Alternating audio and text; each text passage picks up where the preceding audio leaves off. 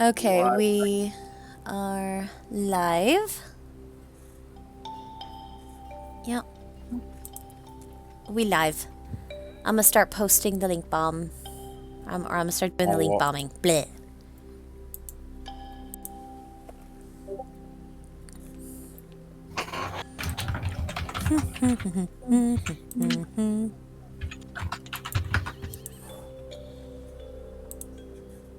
Apparently, my graphics card is 35 degrees C right now. oof. Yep, that's pretty standard. That's pretty cold. Yeah. Yeah, mine's currently running at around 60. Well, I'm not doing anything with it right now, to be fair. I have no idea what temperature mine's running at.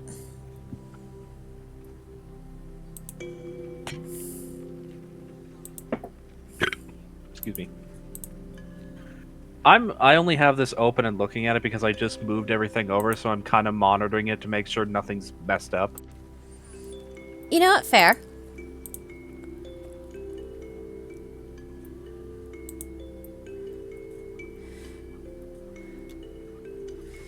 So it seems like my idle temperature for my CPU is 42 degrees. That's an acceptable value for idle. And I saw whenever I was playing a game earlier, though admittedly not a very graphically intensive game, the highest it got was 60. Yep. Looks like mine's sitting at 40. Yeah, Okay. it's not fantastic, but also not terrible. It's right around middling, I would say.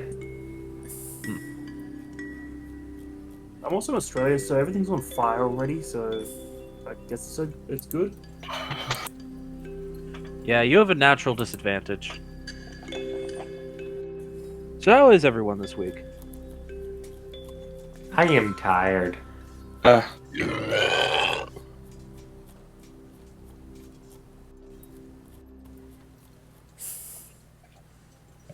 Yeah, I imagine everyone's kind of tired. It's been a long week. Certainly felt like it's been a long week at least. Yeah. Like, uh, am tired too, but it's mostly because I've been up since about 8 o'clock this morning. And I'm mhm. not used to getting up that early. I had like 3 hours of sleep yesterday, and today about maybe 5 to 6 hours. Sounds about right. I went to bed at about 4 in the morning yesterday, and for some reason my brain woke me up at 7 in the morning. And I just stayed up from there.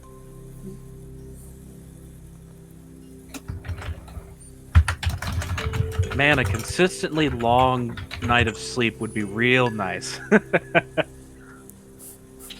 For some reason my brain doesn't seem to get affected by it, though. I don't know why. You're young, that's why. Yeah, I might be younger than the rest of you, but I also sleep a lot less than the rest of you, in general. Alternatively, you could have sleep apnea.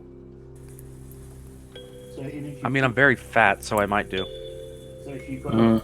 a night's sleep anyway, you still feel the same and assume that's your normal. Well, it is my normal. Your normal is set by your standards that you're used to. It's not set by what your high standards is. No, what I mean is, like, if you got a good night's sleep, you end up waking up throughout the middle of the night, so that feel like normal anyway, having almost no sleep. I think it's just that my circadian rhythm is not set to sleep at night.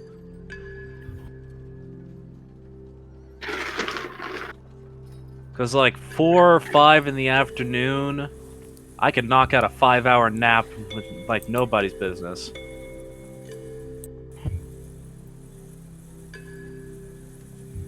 And that's good sleep right there.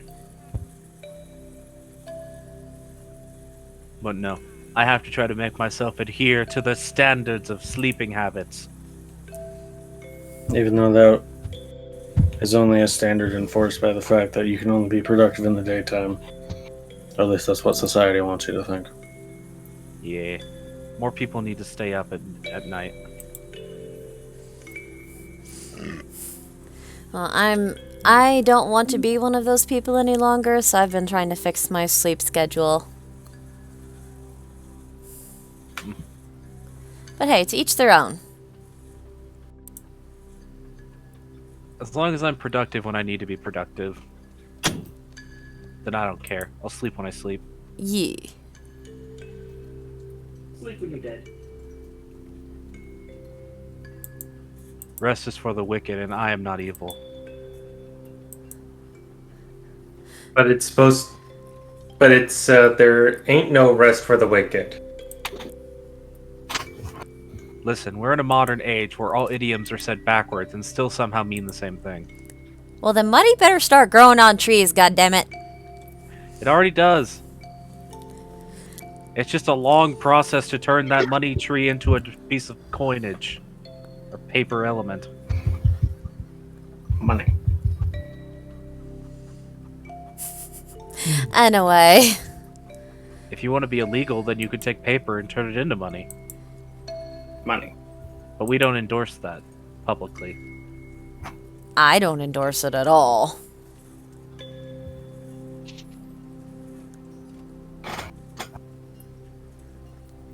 Why not? It doesn't mean anything.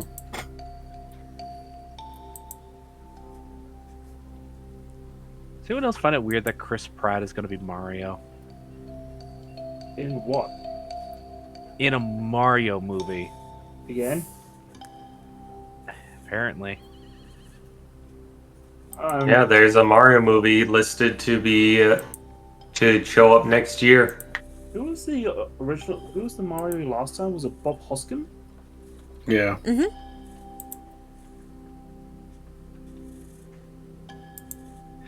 All I know is that thinking about Chris Pratt as Mario is making my brain do backflips that it's not ready for. And Charlie Day is Luigi.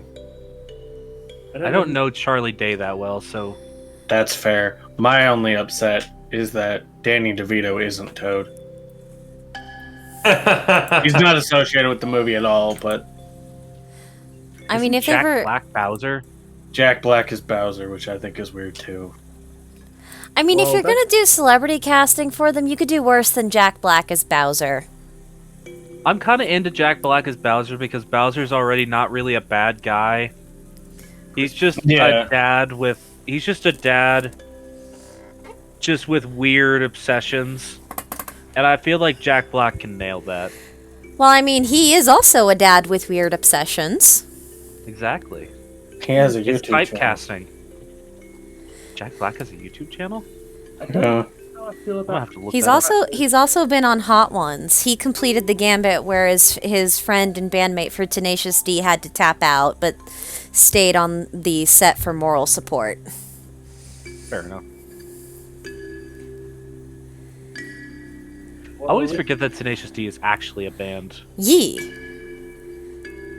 Yeah, and that the band was before The movie. either of them were in movies. I think they just did the movie for the hell of it. More or less. I'm not competent enough in my history of that movie to speak of it. I just know that it's one of my favorite goofy just sit back and enjoy it movies. I know I wasn't allowed to watch it for the longest time because it had a boner in it. Push-ups.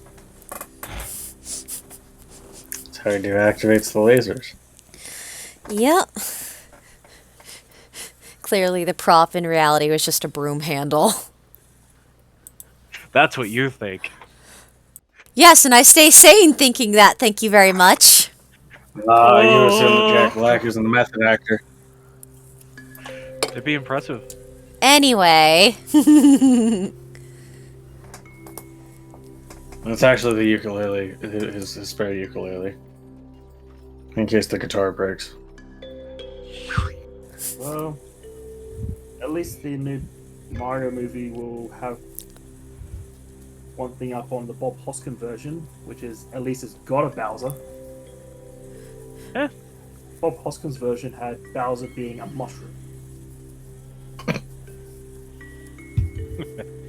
He was a mushroom and spread across the planet trying to murder the whole planet. But it doesn't have Danny DeVito as Toad, so I don't care. Was Danny DeVito in the first one? No. No, I just think Danny DeVito as Myth Toad just would be wants funny. to I think Myth just wants to manifest Danny DeVito as Toad for the sake of his own enjoyment. Yeah, I think the actual Toad is a Key from Key and Peele. I forget what the guy's name is. The guy that plays Tyrion Lannister. Fuck, Peter Dinklage. Yeah. Just Toad. No, his voice is too like deep and serious. Peter I think he Dinklage- could scream. Peter Who's Din- the guy who played Mini-Me? Is he still alive? No, Vern Troyer passed Where- away. Oh no, yeah, that wasn't. He would be a right, perfect. He would have been the perfect Toad. Actually, pretty recently too. Anyways, I wonder if they'll have a young- Failsy. and not- Yep. Let's get in the game. Okay. Oh, we have shit to do. Kinda. It's mostly a downtime session this week, so we'll see what shit gets done. You guys actually don't have any super pressing matters right now to attend to. Although, kind of a big event That we happened know at of. the end of last session. Yes. So, if everyone's ready, Yeah. Yeah. let me find something a little bit more appropriate. Why do I hear Doom music? Check your playlist for personal senses. No, it was in reference to let me find new music. Why am I hearing Doom music now? What are we doing? we're gonna try a new thing. First, here's the new Alright, scene guys. we're doing, and then we're gonna work backwards.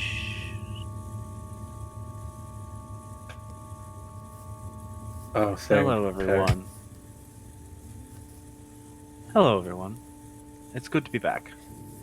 Normally we'd be doing intros, but I want to just get right into things.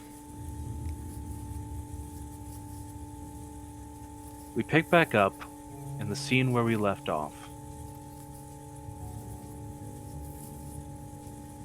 Morrigan, you are now standing in this back alley between two buildings. The man before you, who you recognize him, even though seeing him in this state is still somewhat new, as his expression is one of shock and confusion.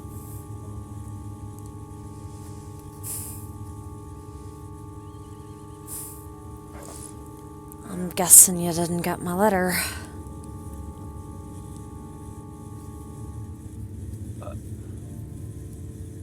I don't exactly check the mail.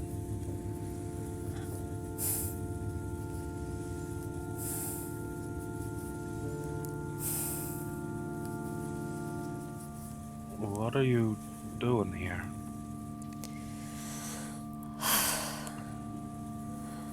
That's a long story. Although I can say I'm here with friends. He sort of tries to stand up a bit straighter, make himself look more presentable despite the fact that he's clearly bruised in the face from a scrap, one-sided as it was previously stated to be. Don't eat tuna fish before DMing and talking for long periods of time, it clogs up your throat. He's a bit bruised in the face and he's looking a little disheveled, but he still tries to straighten himself up a little bit.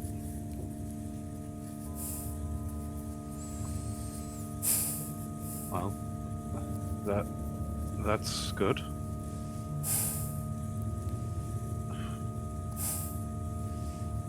I thought when I'd see you again, didn't know which I'd want to do when I see you next, but I finally decided. And she's just gonna hug him.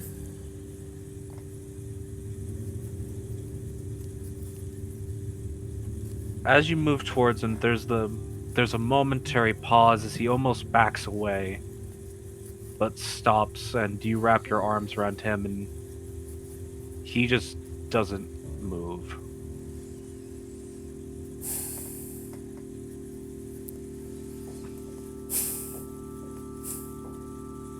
Like, even as it continues, he just does not move.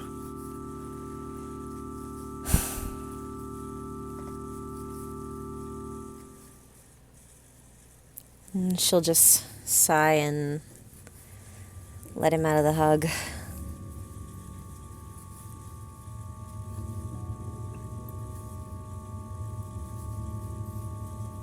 It's not hard to tell. The expression on his face is one of shock and confusion. That hasn't changed at all since he first laid eyes on you. If anything, it's just become more prominent.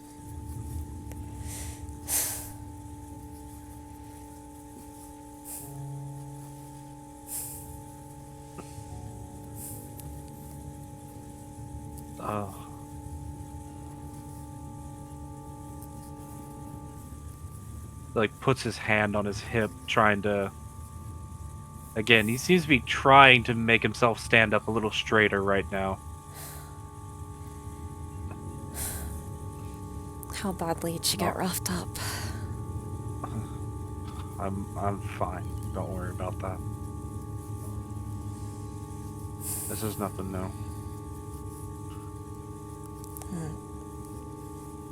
I don't really have any right to be asking, but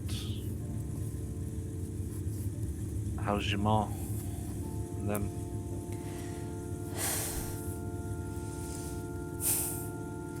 Well, last I saw Ma and Maggie and Kerrigan, they seem to be doing all right. Maggie got married.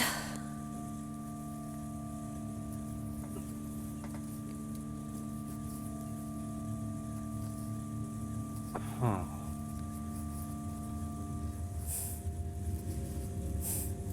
He like tilts his head to the side a little bit and rocks it to the other side.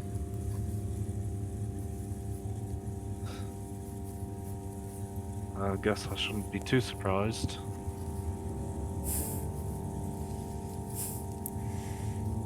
Yeah. You're all that age now, aren't you? Kerrigan might still be a bit young for it, but yeah.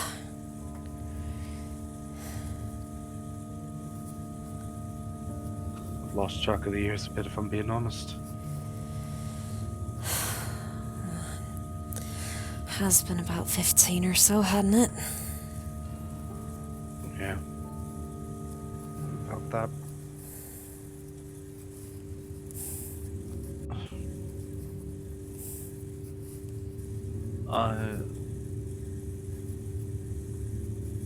This might not be the best place to talk. Yeah. He sort of looks around at the unconscious of individuals around you guys. Yeah, I'd have to agree with that.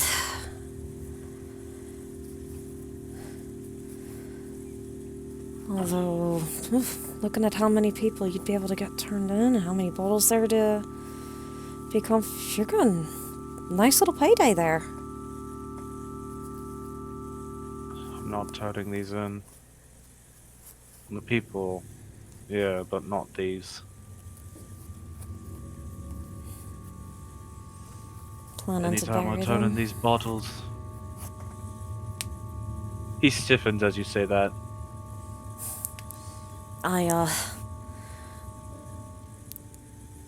had some help doing a scry on you to know where to send the letter.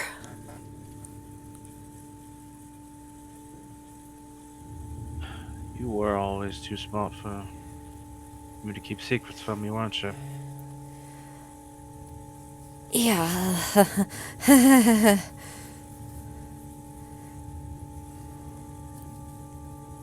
Yeah. We have a lot to talk about, but yeah, I guess.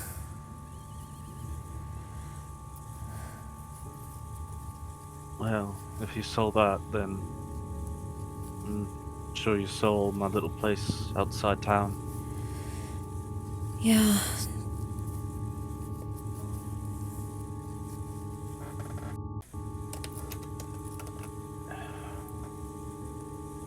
Come by tomorrow. We'll try to have it not as much of a sty as it is right now. Alright. Don't know if my friends would want me going off alone. They've been a bit worried about me as of late, so I might have one or two of them with me. Well, they're good friends then, at least. I trust them with my life. He nods a little bit. The best of friends. Yeah. Alright.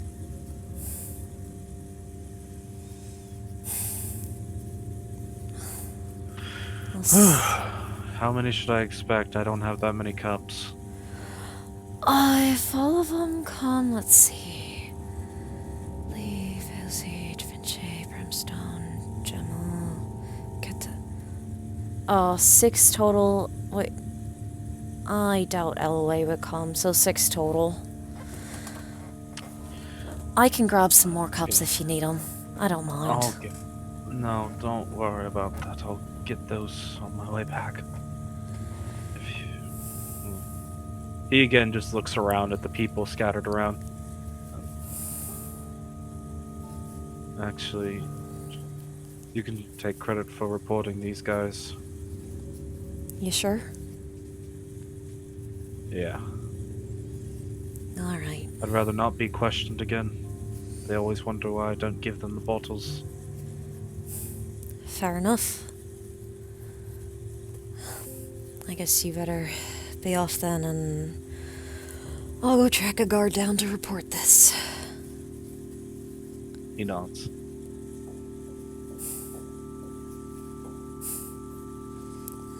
Da. Yeah. What? I can't forget what happened, but I forgive you.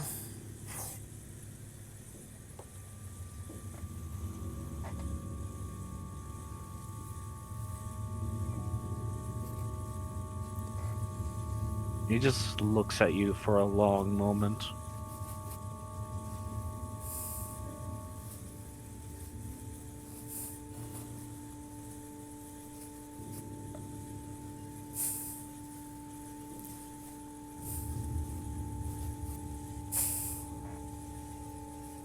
That's well and good, little shadow, but I need to forgive myself too. I understand that, believe me.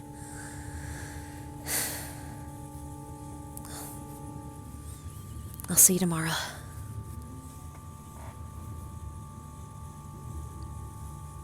He turns and starts dragging the bag away. She'll wait until he's a good distance away before she'll go and track down a guard. Alrighty then. If I remember rightly, it was 3 people last time, I think is what I said. I think so? That sounds right. Does that sound about right to you other 3? Think so. 3 sounds right. Yeah. I'd go with that. Alright. Alrighty then, so you go and make your report. Giving information, stating that you found... Do you want to take credit for having put them down, or just say that you found them that way? Because it would make the most sense given the circumstances, just go with... heard a scuffle, went to investigate, and just found these three dudes knocked the fuck out with one of those like speakeasy type places near them. Yeah. Pretty safe to assume. Yeah. Not terribly hard for the guards to try to put together what actually would have happened to them. Given, as was stated previously, this is kind of a reoccurring thing that keeps happening. Alrighty then.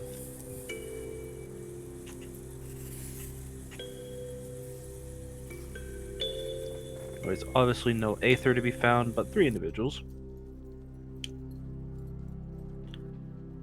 Wow, I love when I blank on my own reward system because I don't have it in front of me. I can't remember how you determined it last time.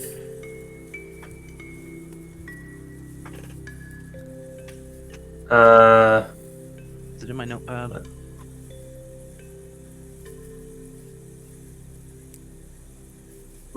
Something about 5 a bottle and 50 a head. That sounds right, because I remember it not being terribly much. Yeah, 50 per head of person, 5 gold per bottle. Yeah, so 150 gold you get just by basically existing. Right place, right time. In reality, for being the daughter of the guy who did it. Yep. Okay, I will add that to my sheet. I will have to. I'm even with simple maths. I need my calculator, so I'll do that while, like, just for brevity of. No, I did not want to use my flashlight app. But yeah, after she reports that, she'll just head back to the group. Alright, so you're heading back to the cart. I believe we carried through with most of the day's action, except for what was going on with Thalesy, and then what was eventually going to happen per the returning to the inn in the evening with Dravinche. Dravinci was... You were visiting, like, Wax and Creations, weren't you, as well? Yeah. Wax and Creations, and then heading back to the inn, I guess, at that point. Yeah. Just so you know, Wax and Creations is simultaneously both a wax figurine museum and a candle shop, essentially. So you could potentially gain some information about some historical figures if you were so interested, if you had a specific name you wanted to look up. But other than that, I don't think you'd garner too much information from there. You could buy some candles, though, if you were interested. Yeah, he would just pass the time looking at the figures, reading up on whoever they represented, especially if there were any of the gods or any members of the Dryad Council that were on display. For the sake of this, go ahead and just make for me an investigation check. See if you find anyone you specifically would notice. Okay, that is a 9. Starting off strong here. Yeah, you like look around for a little bit. You find a figurine of Aquila, which you're just like, eh. It's met with a very... You're not sure if this is like made specifically to be flattering or if it's accurate. But he's very much like depicted like one of the gods in Hades. I'm sure most of us can make that connection. The peak of physical prowess. I know you mean stylistically, but I like to think he just looks like Poseidon. He's just an asshole unlike Poseidon. He does kind of look like the Hades depiction of Poseidon, now that I think about it, yeah. Well, yeah, but instead of cool uncle who will take you fishing and let you drink on the boat... To be fair, that is what he is. I guess we've just heard him depicted as an asshole, and we just want to go with that. Yeah, you guys are real focusing on the fact that he is kind of an asshole to some people. Anyway. Belzy's on a crusade to paint all the gods like that. She's just having a really hard time doing that with Grainham because he keeps popping up. Yeah. Fuck you. Fuck you. Fuck you. Fuck you. Shit. I'm waiting for you to give me a reason. Yeah, he's too nice.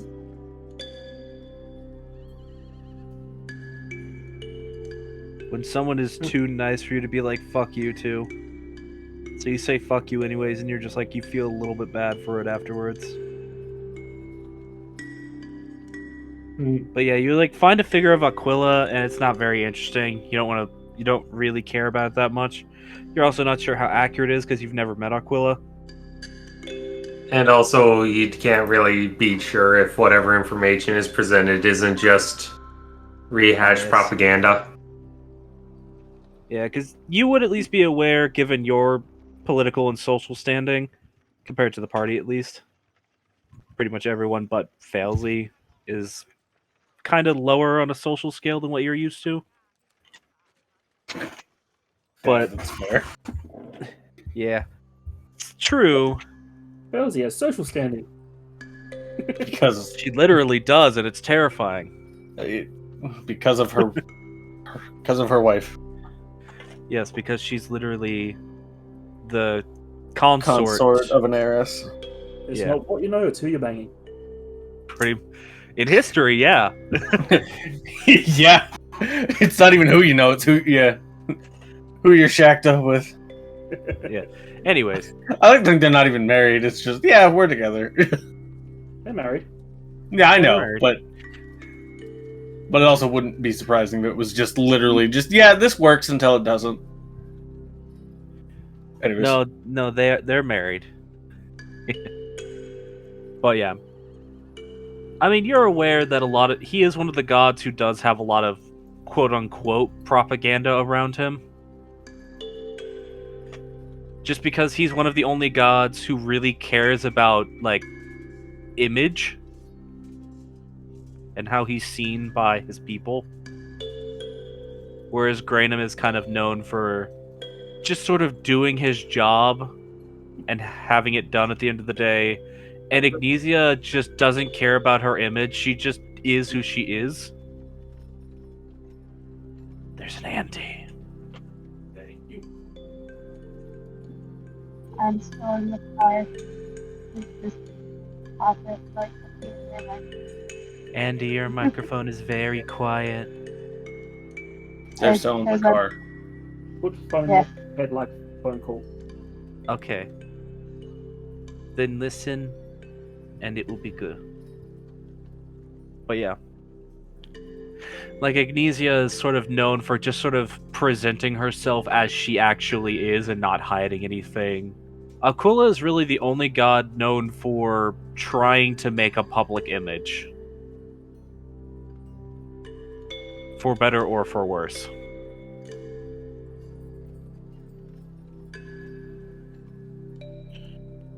Alrighty. But Da Vinci will buy some scented candles. Alright. It's obviously beeswax candles. What scents would Da Vinci want? They've got a lot of like fruity scents and a lot of flower scents.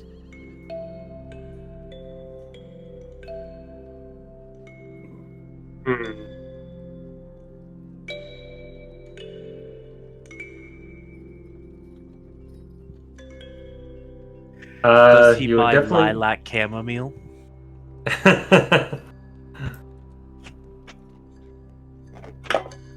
No,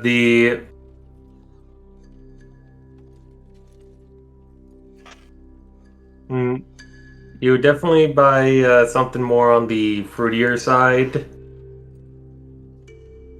Hey, let me think. What were the options again? Floral, fruity. Pretty much just floral and fruity. Savory. They don't have like the woodsy smelling candles here. They ain't got no candles. What smell like bacon? They ain't got your cedar. They ain't got your cedar chip candle. They ain't got your What? You want a campfire. bacon candle? I would 'Cause they take ain't a got bacon candle. I'd say. Sounds like it would smell horrible. What, you mean they don't have Absolutely. beaver musket, eh? beaver muskrat? No, Is that what you beaver said? musk, eh? Armored. No. Armored. That's aggressively Canadian. They might have that in the Jaloon tundra. Maybe. But he'll buy something citrus smelling and a lavender. All right. If you want something citrus smelling, you get yourself a nice orange blossom candle and a nice lavender candle, which would be, because these are fancy scented candles. They're not just standard like make light candles. These would be 1 silver apiece.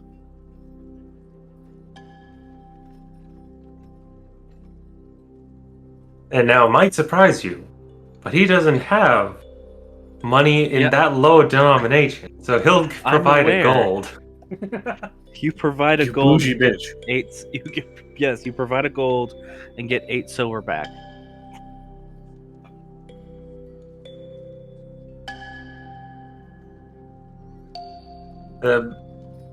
But yeah, he's enjoys his time there, seeing the sights, and then moves on. Alrighty. Maybe picks up some ice cream if they have any, if there's any place for it. I'll roll a probability check to see if you find ice cream on your way home.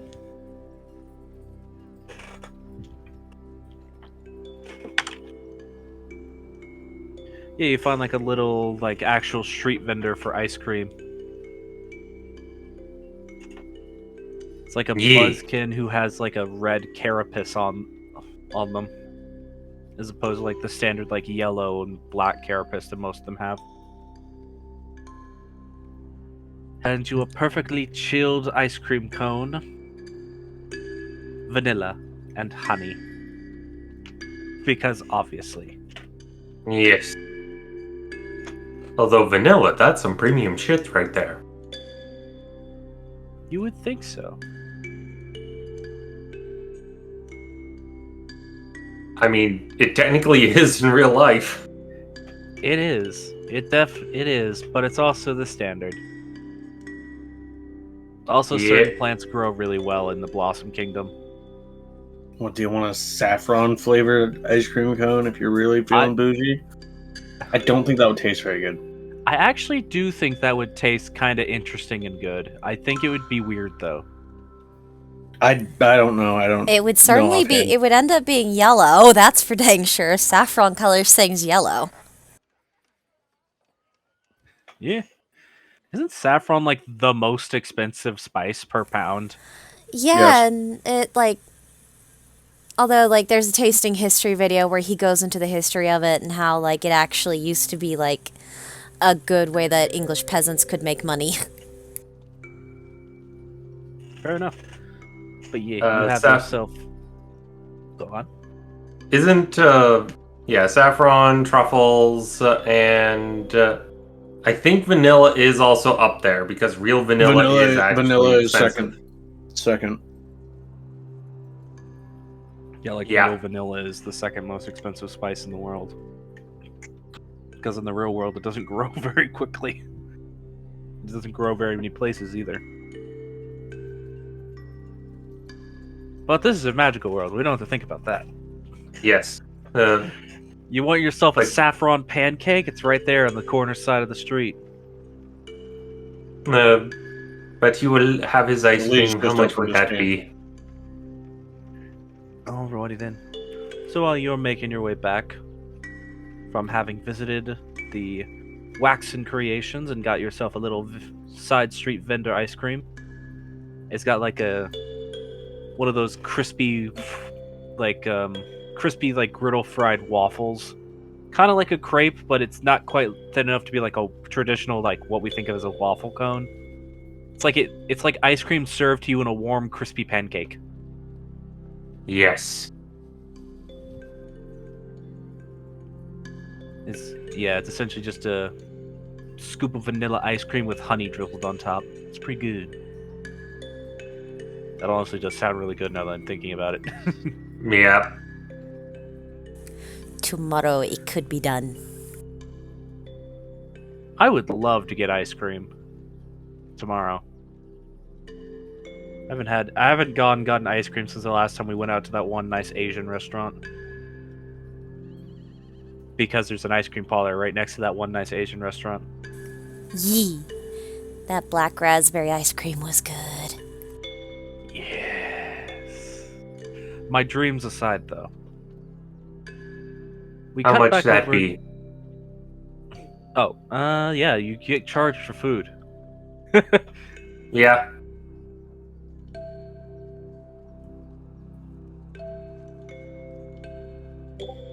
Sorry, I'm looking. It's pretty good stuff. It's a street vendor. It's probably like a silver for it as well. Alrighty. Which I Eventually we'll realize give them isn't two. much money to you guys, but Eventually we'll give them 2 silver. Yeah, adventurers have the ability to come in and just wreck the local economy for years. yeah, that's something that's never covered in D&D campaigns. Adventurers. Ah, yes, the, Adventures are the the Mansa goddamn- Musa Yeah. effect. I was getting to that. I was going to say Adventures are the goddamn Mansa Musa of most fantasy worlds. I don't know what Monsamunsa is. He was the king of Mali that was so rich. He gifted wrecked- people gold. He and wrecked Egypt's economy. for like a decade. I can link you the extra credits history videos about him later if you want. Sure, why not? I like financial history. Yee. I'm too stupid to say that. You are not stupid. I am Apparently. stupid. I am stupid. I just have weirdly intellectual interest. Linking Ash the entirety of the history of the IRS. Myth, you don't even need to. I've watched that already because I took a financing college course while I was in high school. I took a course that fair. was literally... I took a literal course that you had to pay because it was done by someone who actually was like a licensed financial advisor to do it. And they were like That investing... man's got a money license. Literally. Still. I like numbers. That's fair. I like numbers and I have stupid interest. Numbers make Anyways. sense until you get to a certain point where I is a number. No, that still makes sense. I was good at calculus. Stuff like that. I was good at half of it. Anyway, Yeah. I scored within the 100th percentile in my high school for calculus. Which meant I literally had the highest score in my entire high school. I didn't understand how.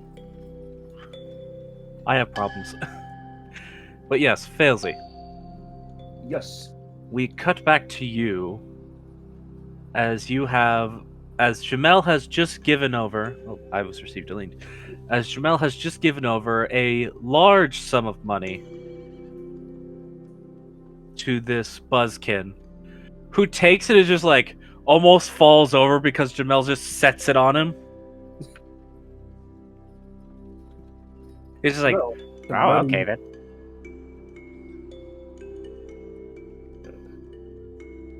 I'm not going to murder him.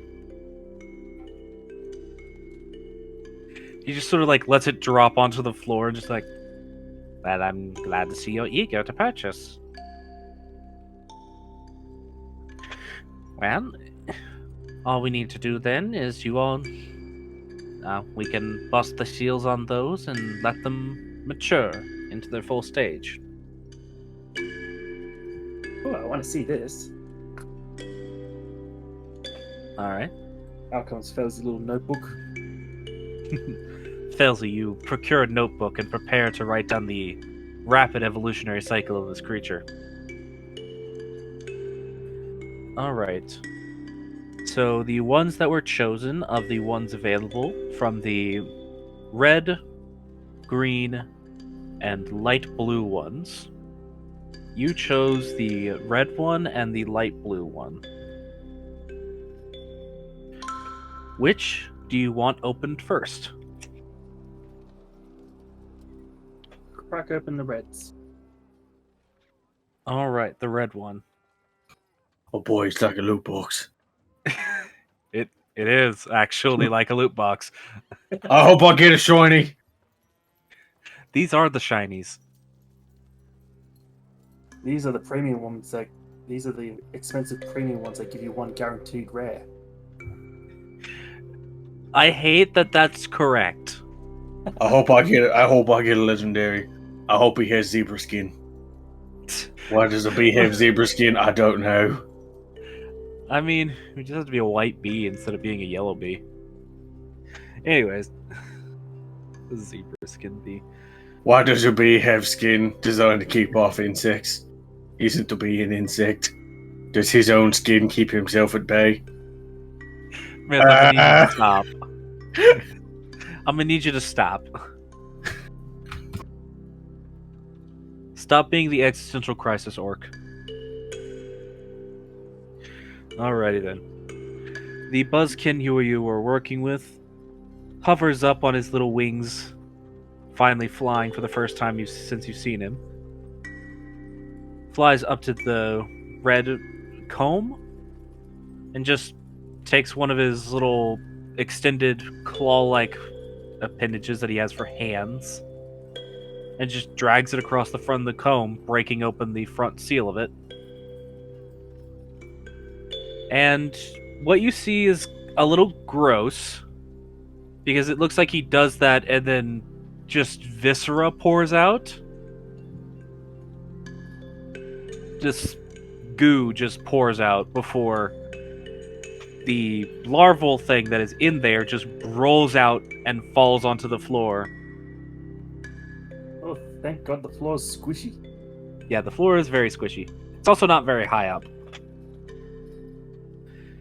But as you actually watch, as it's falling, it goes from being a worm to rapidly developing limbs. And by the time it lands on the ground, it is actually slowly taking on a new color, but it is actually fully developed into a buzzkin. Albeit much smaller than the one you're currently talking to.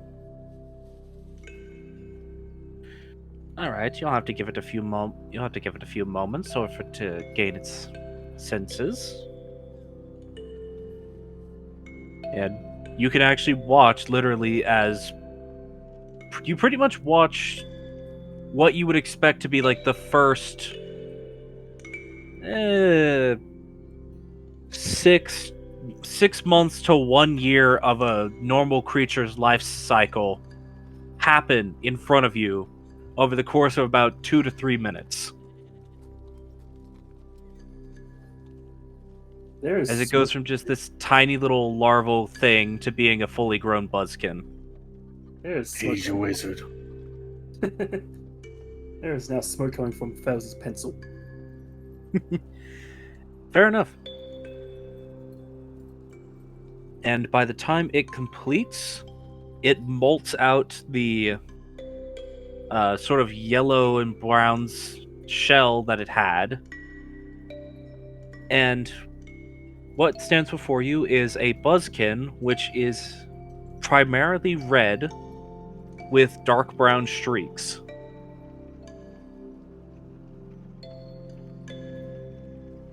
It sort of looks around, its large, like, insectoid eyes just scanning the space around it. And then it looks up at you.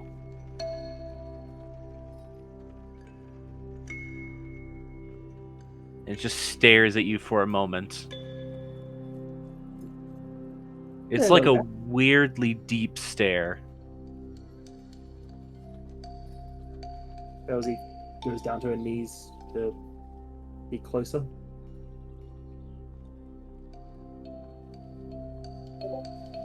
Greetings.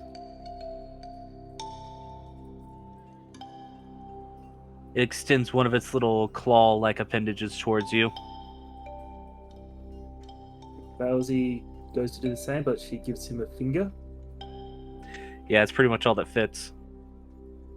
He wraps his little claws around your finger and you just shake a little bit. Oh, very good, very good.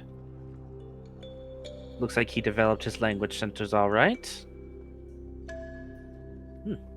And it's male, too. Most surprising.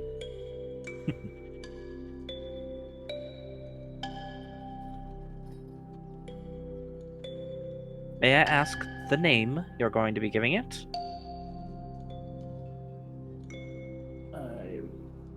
I've forgotten how I wrote those down. I have them. You sent them to me in a DM, so it should be pretty recent. There it is. Buzz Waldo. No, not quite. Barry. I'm gonna call you Ori Kid.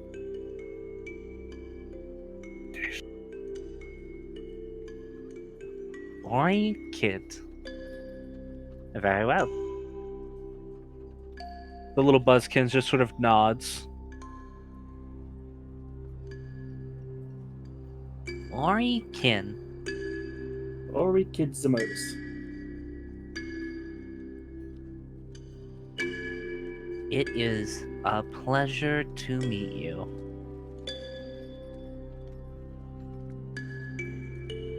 I'm Bowsy Zamotus.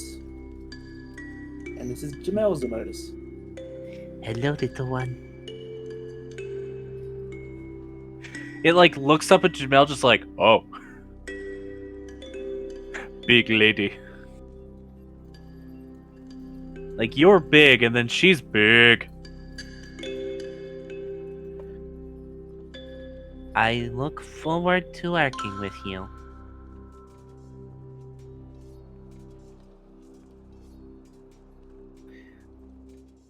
Alright then, that's settled, that's settled. And the other one you were wanting?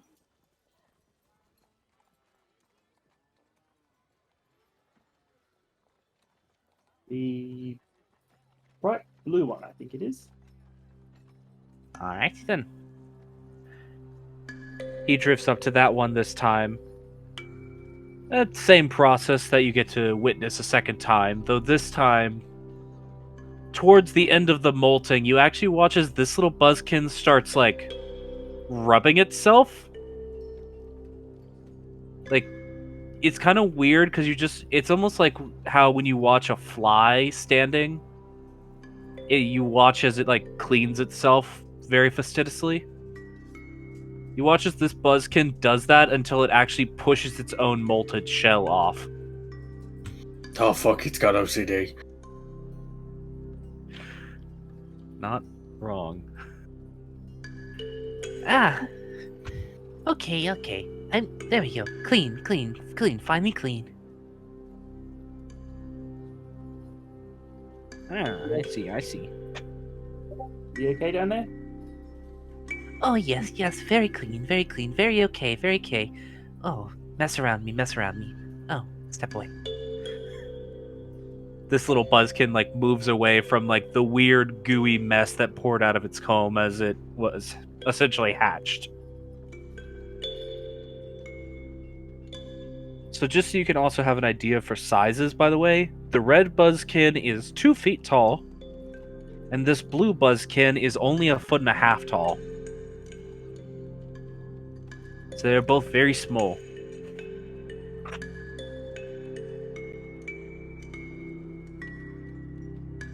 Oh, very well. Looks like they both have fully successful hatchings. Do I have any coloring for the... The second one is, the main part of its shell is blue, but the actual furry part, where on the red one it's still the same brown as the other, pretty much all the other buzzkins have that sort of brownish black color. Like how you think of like a bee or a bumblebee having. This one is actually, this one has the blue shell, and then its fur is actually white.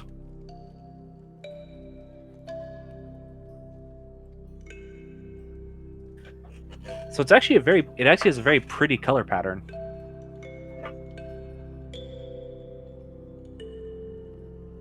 Pretty neurotic buzzkin. Yay. Hello, hello. Hello, little one. Hello, big one.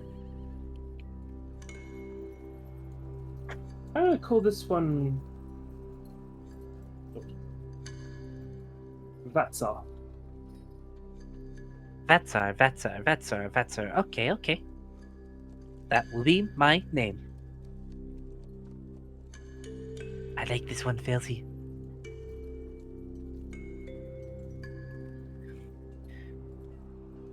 Alrighty then.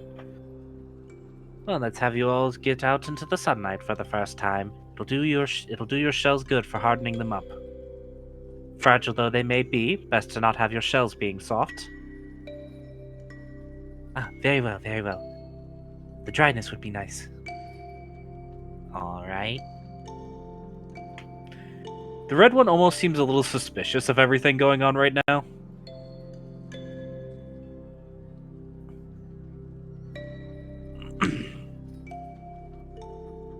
Come on, we won't bite. At least she won't bite. Pointing to Jamel. Filthy, no biting. I won't bite the little buzzkins. Good. Very good. I do not wish to be bitten. Biting is dirty. Mouths are very dirty. Yep. So you all head outside of the hive. Beg to differ, mine's very clean. I acid wash it every day. Acid, very dirty. Burns, no good. Infection and burn, very bad.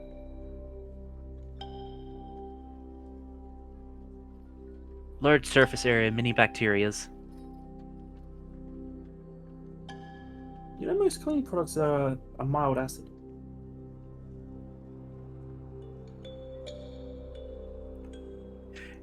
I actually couldn't tell what you just said because you're on my side. Your Discord cut out. But you know, most cleaning products are a mild acid.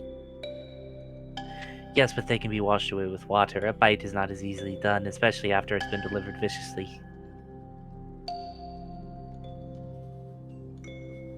I'll concede the point for now.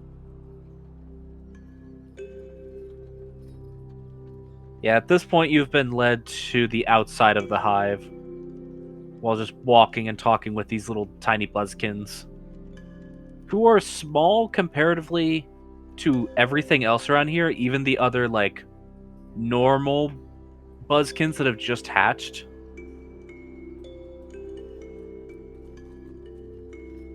So we've got It's- super funky buzzkins. Yeah, it seems like these magically inclined buzzkins are smaller.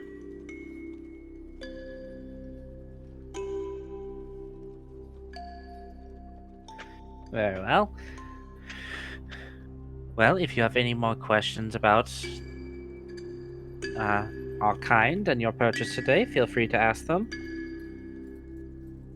there Otherwise, any go diet on. needs we need to know about, or I mean, we typically subsist off a diet of mostly high sugars, fruit juices, fruit nectars, flower nectars, largely vegetarian, mostly based around fruit. we got a cook that deals with that mostly as well, I guess. Yes. We of course can eat meats, but it's not ideal for our diet. Sort of a last resort type thing. What about plant meat?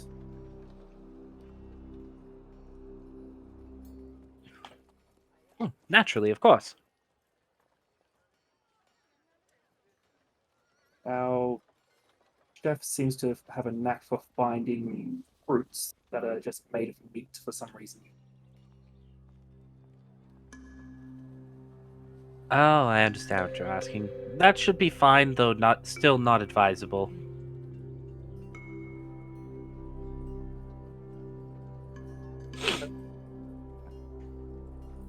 Good to know when preparing meals then. Yes, it is very good to keep in mind the dietary restrictions of us. But yes, as long as you're giving us a lot of natural sugars, it's perfectly fine. Have to add Of that course, to the list. magically inclined ones might have slightly different dietary needs, but that should still be the basis of it. They'll eventually be able to grow and tell you what their particular cravings are.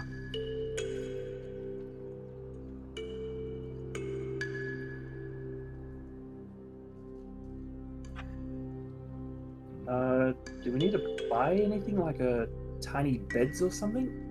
Or That's indeed I'll say this above game, that's more something you would have to sort out with a carpenter shop if you wanted to get them tiny beds. I was just asking the Buzzkin guide person, like, do they make their own beds or do I need to go buy furnitures? We typically see them standing up.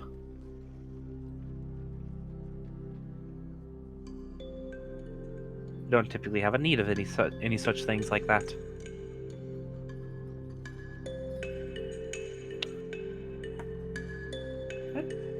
That's weird. He just shrugs at you as much as a bee can shrug. Alright, I'll keep that in mind as well. It's a very different race from what you are, so it's kind of weird.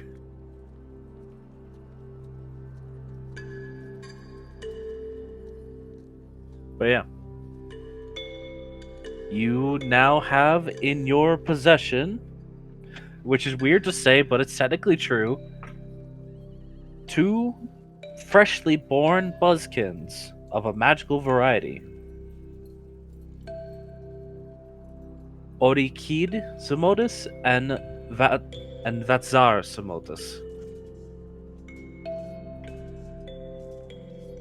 At this rate, Felzy's going to end up making a second temple of Zamodus. Well, you might need some expansions.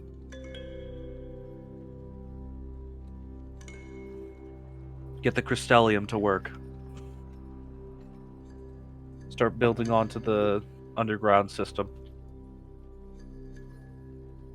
Alright. Back with an entire caravan of magically expanded carts. I just want to imagine that Failsy eventually goes back to the temple to greet her actual children with all of her adopted children.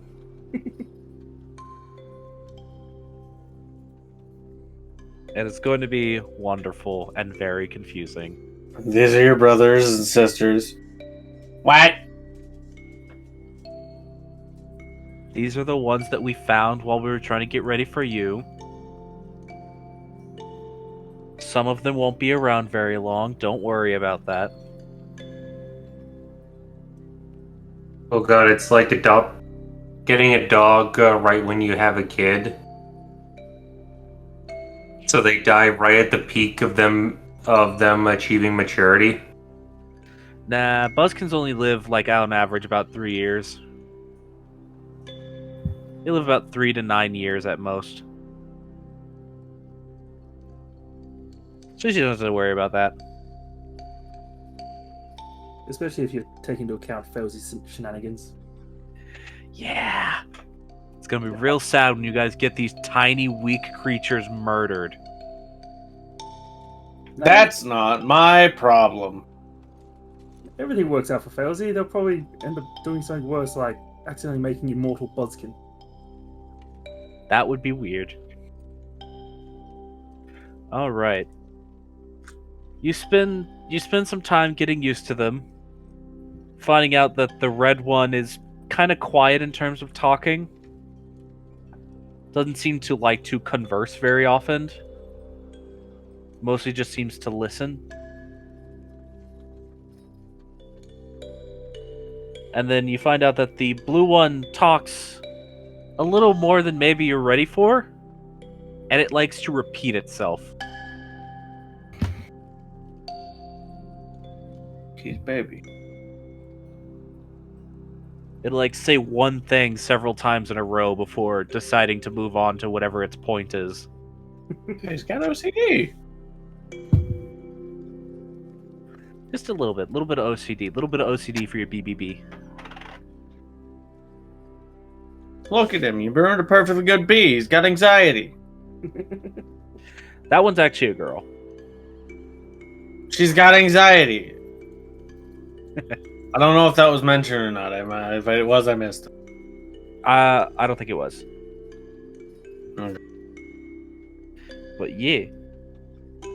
You just spend a little bit of time with them, getting used to their slight eccentricities for the rest of the day, before heading back to meet back up with the group.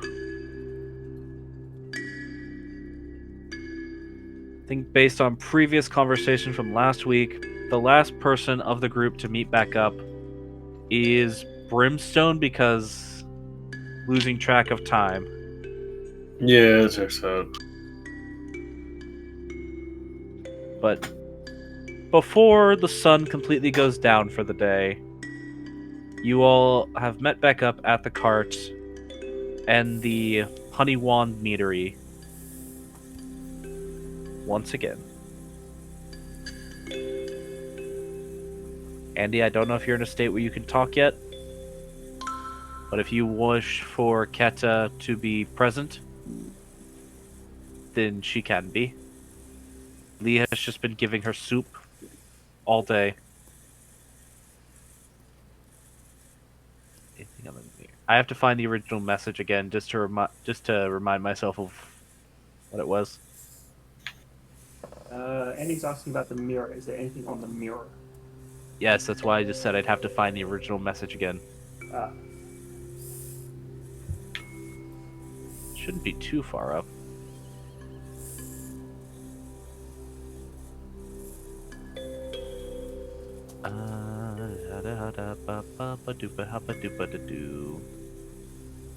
Let's absorb mind. I have to find the last casting of Mirror Sending.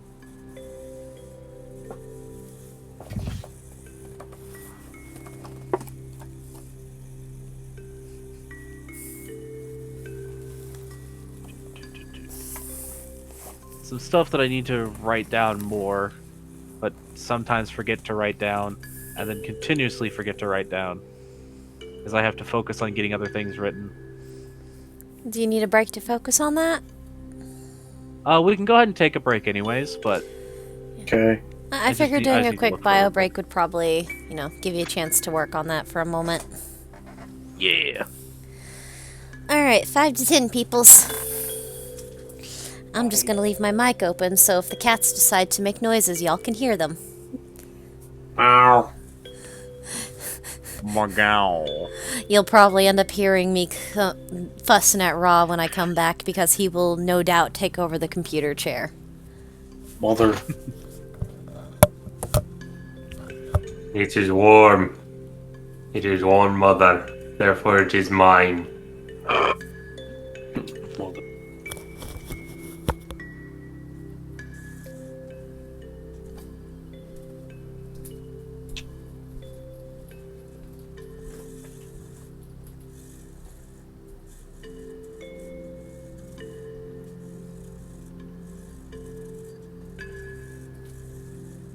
Roll 20. I'm glad you just for some reason keep an entire record of all of your chat log.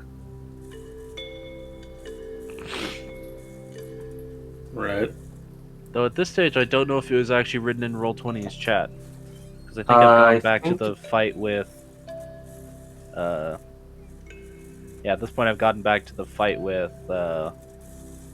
Boris. I don't think Failsy threw it out in the chat. That was written somewhere. It's, It was written. It was written in. It's definitely. I believe it was written in the Discord. It's gonna be hard to find.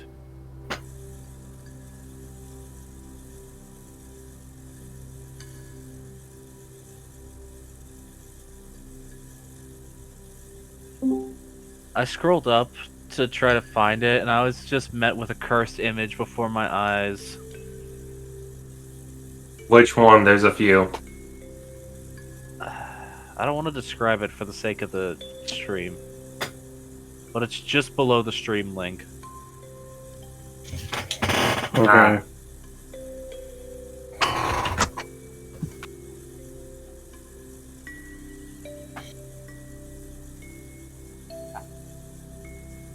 Oh, right. Stop scrolling me back down, Discord. I'm trying to scroll up.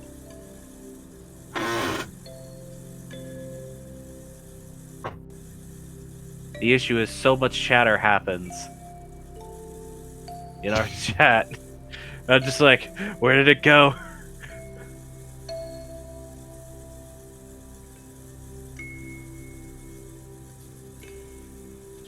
And I just realized we. I don't think it was this far back.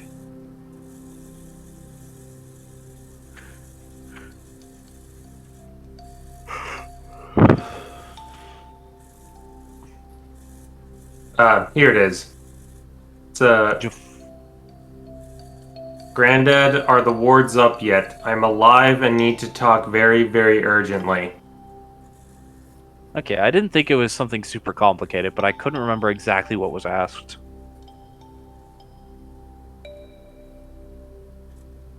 Alright, we will resolve that when we come back.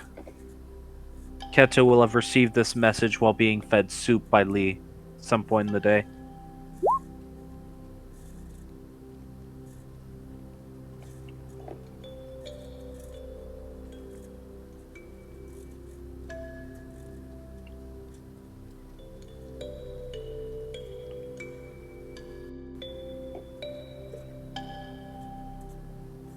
No matter how many times you bite his hand, that's not going to stop him from feeding you soup.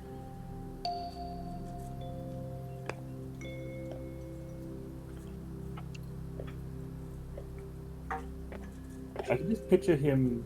It's like trying to feed a cat. They'll just bite. Or attend with a very temperamental cat that just continues to bite you, but you ignore it.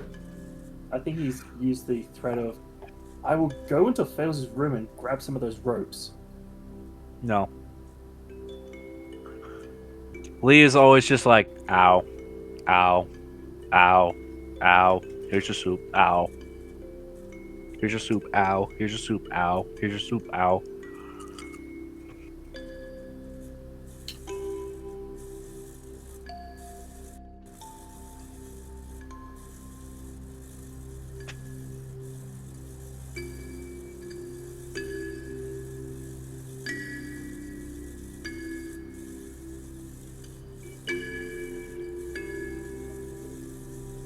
I'm drunk.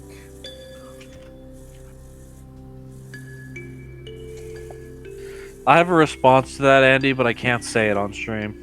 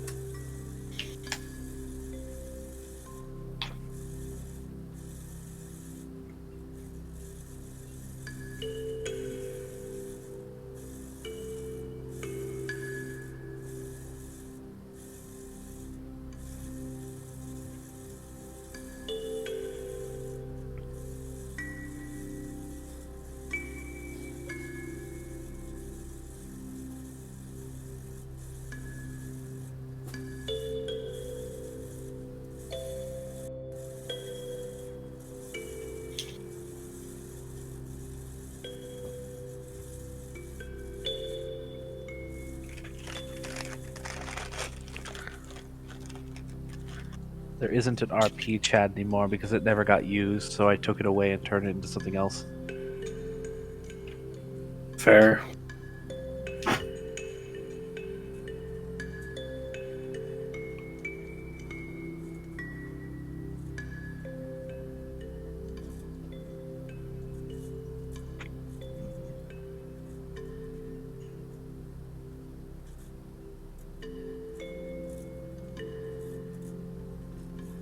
Also, if there's any sort of conversation between her and Granum,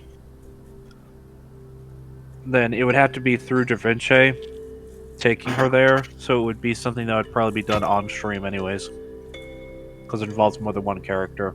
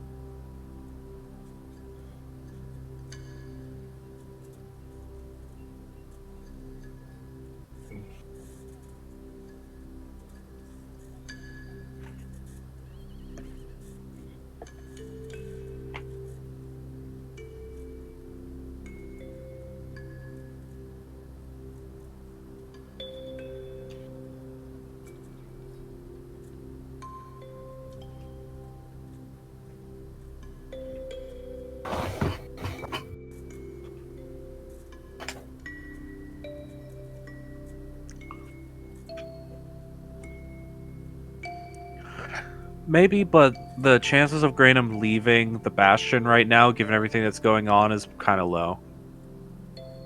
As well as it would also involve going to a neighboring country.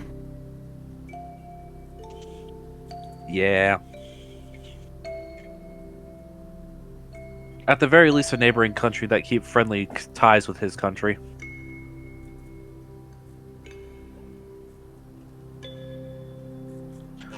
Because while there's the clear delineation and border, and obviously a bit of a little bit of xenophobia on both sides, though leaning more one side than the other. Look at you humans. But There is still more or less friendly relationships.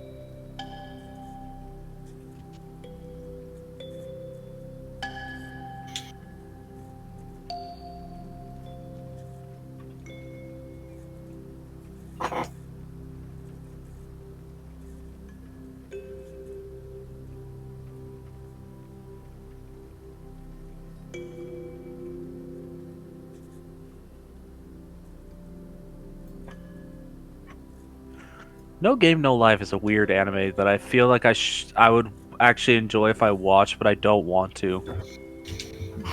Because I don't want to enjoy watching it. Do you feel like it'd be too real? No, it just has a lot of stigma around it. Fair enough.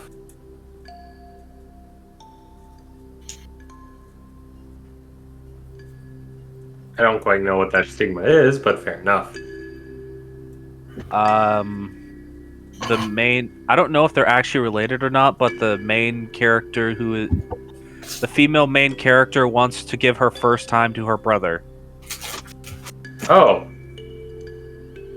I did not catch that when I watched. It's I've admittedly the only experience I've had is in the manga, and that's literally in the first volume of the manga. And they left that out in the anime. Oh, Good. gross.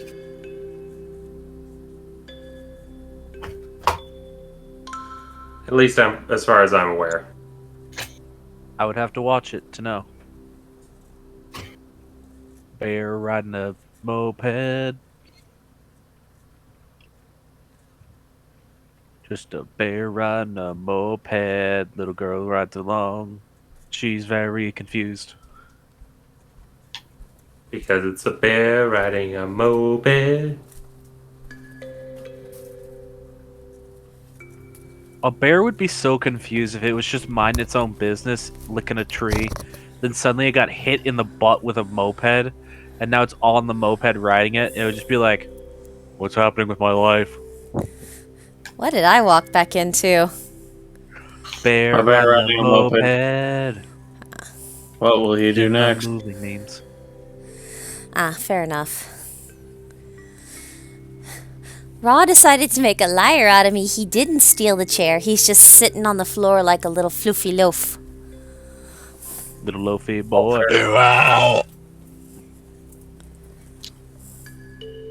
Excuse me.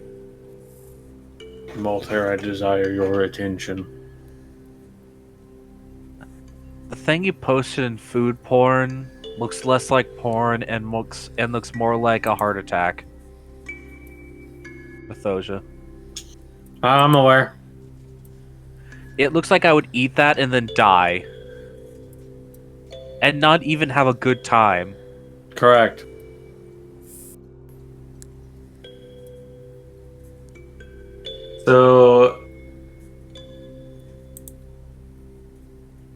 So they took a bundt cake, greased it, filled all the sides with crushed flamin' hot Cheetos, and then filled the core with mac and cheese, and I presumably baked it in some way, shape, or form. Or it's actually cold and they set it like a jello mold.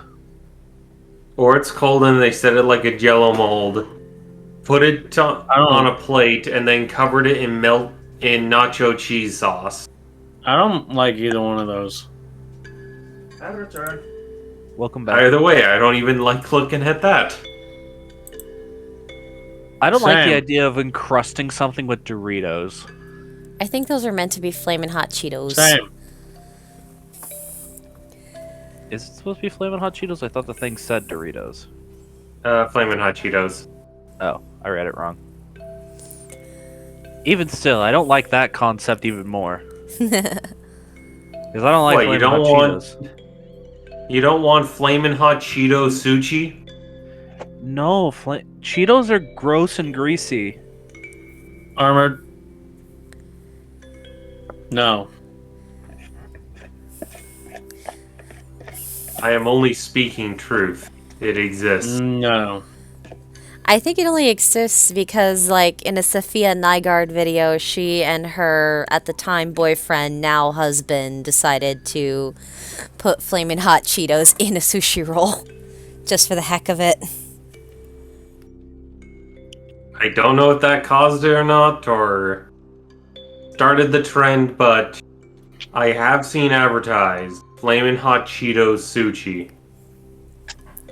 It just sounds like a frat boy take on a spicy tuna roll. I've never tried it. I'm going to live in blissful and willful ignorance of what you just said. Raw, you wait until I'm back at the computer and back for us to ready to start back up for you to decide you want to come over to the chair. Yeah, he's a cat. He's a cat. They thrive on inconveniencing.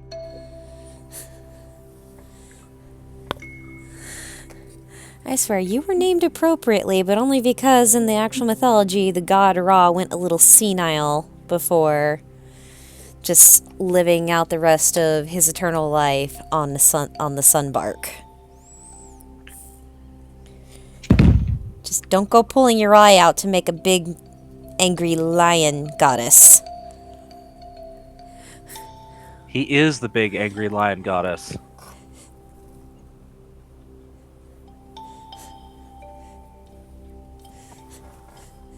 Just touching butt. Yeah, he does not like having his butt touched. I think that's what Ash is getting at. Yeah, yeah. She got it. This cat, if you give him too much butt scratch, he will bite you. That's fair. And too much is almost any amount because him chew him butt roll. Although scratching and rubbing around his ears, he cannot get enough of. He also does enjoy an occasional bout of belly patting. Yeah, he like a chin Belly scratchy. pats. He like chin Alright. scratchy. Is everyone back? Yeah. Yeah. Alrighty then. Occurs to me this needs to go away, and I've never taken it away.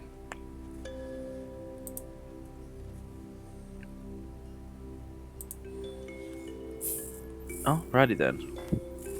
So,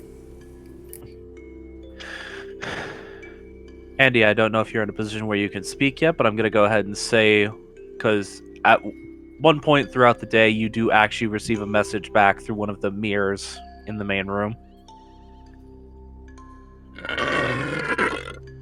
That's not it. Demons Unleashed. God, I hope Okay.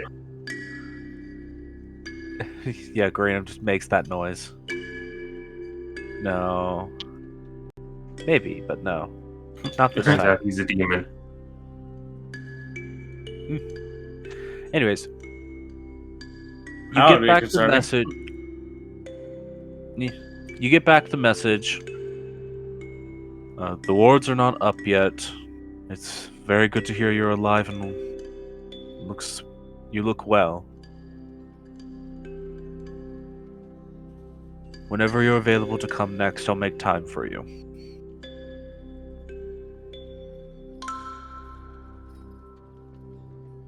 Right now. Poof. Hi. Let's be honest, he'd kind of expect it from your guys' group. Here, let me just Fair. teleport directly into your house. This is an option now, right? There's nothing wrong with what we just did. But yeah. So pretty much the next time you guys can go to the Bastion, he'll make time to have a meeting with you.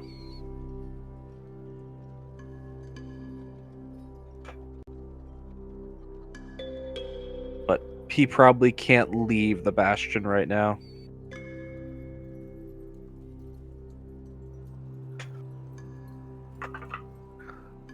On that note, though, everyone regathers and recollects themselves back to either the tavern or the actual the cart. I don't know why I forgot the word cart for a second. Language evades me. Words are But yes. hard. Yeah, they're very hard, and I'm not good at them. Never have been. Yet I always talk. Anyways. Either back into the tavern or in the cart, whichever one you all would prefer to meet back up with. The group is back together now.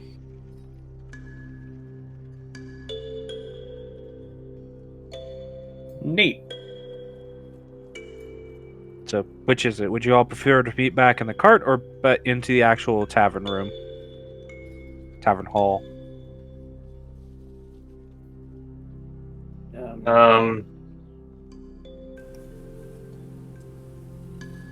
Darinja would probably wait in the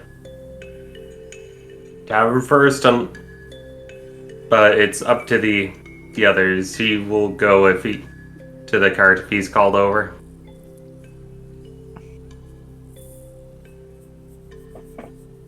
Okay. Well, not everyone else speak at once. Percy would probably be showing the new buzzkin off at the cart, showing them around.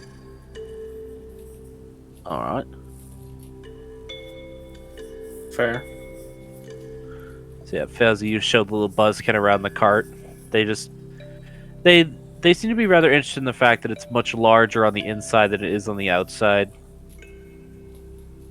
You can hear the red one occasionally mutter under its breath, like it's trying to figure out what type of magic is at play here.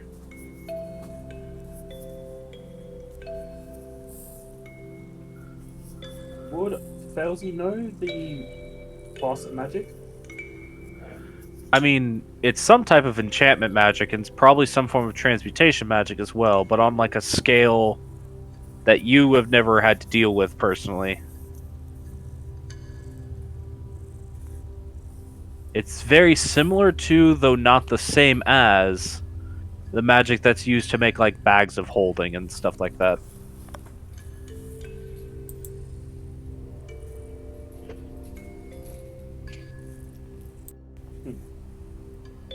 Think of bag of holding, except we can breathe in it.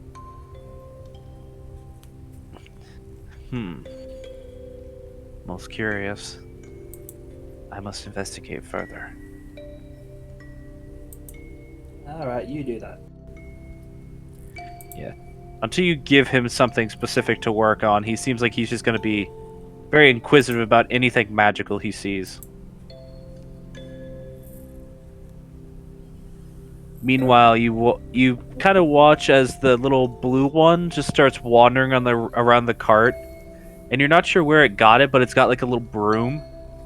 It's like sweeping the cart. Dusty, dusty, dusty, dusty, dusty, dusty, dusty, dusty.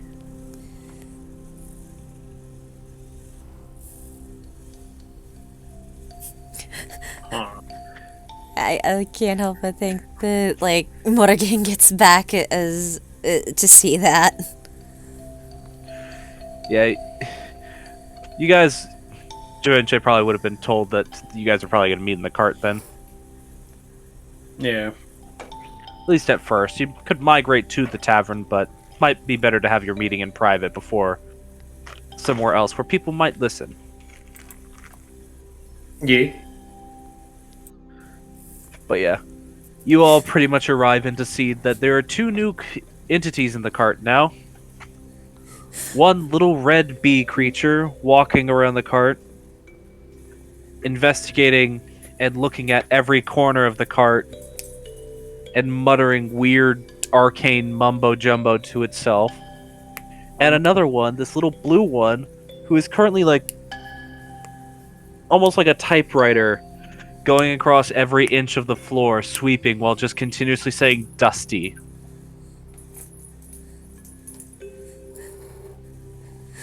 Morrigan will just look at Failsy and Jamel, then look at Jamel and just say,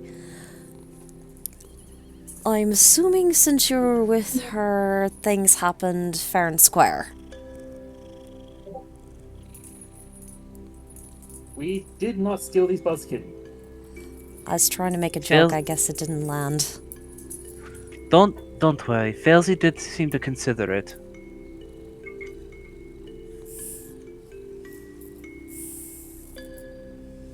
I did not let her. We purchased these buskin fair and square.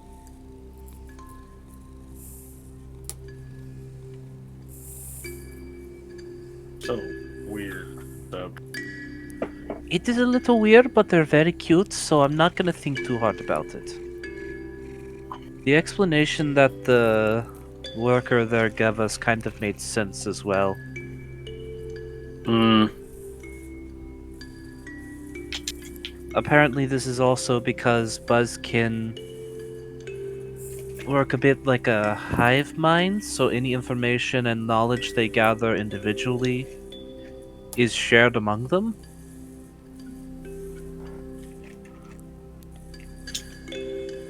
So new skills are shared, new experiences are shared. But I'm not sure if it's a constant thing, or something they have to choose to do. That can be concerning, though. Concerning? What's concerning?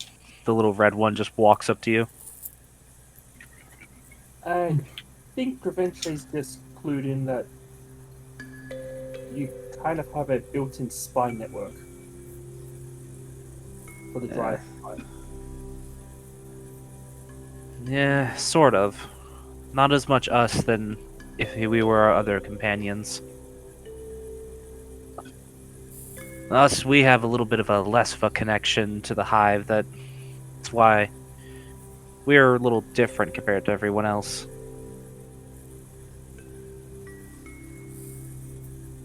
You know?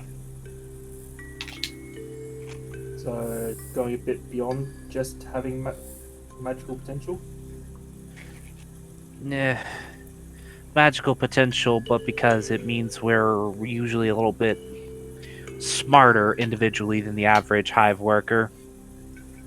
We aren't quite as clued in to the whole total consciousness type thing. Or not total consciousness, I suppose. Individual entities all leading into a gathered intelligence. Like a telepathic community. Not a true hive mind like people think it is.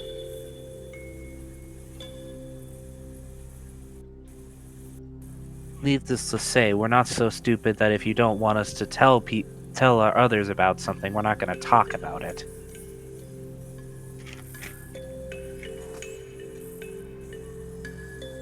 That's good.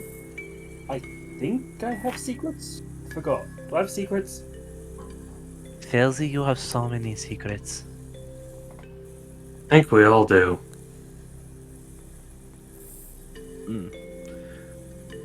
Well, I'll try to not listen when they're talked about.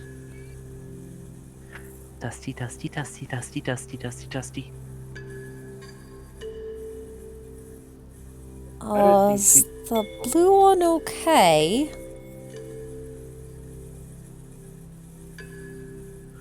The red one just sort of shrugs.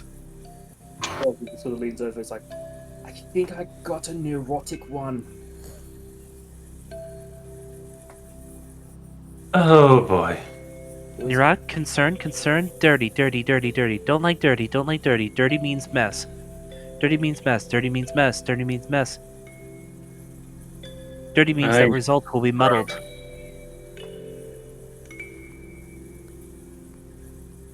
Messy, muddled results not desired. It's okay. That is true. Clean, clean. Get rid of the dust, get rid of the dirty. Continue We have sweeping. we have been a bit overdue of cleaning up the corners.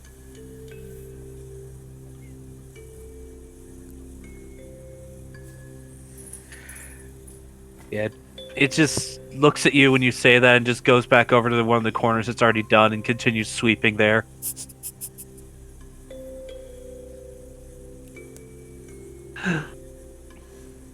Right.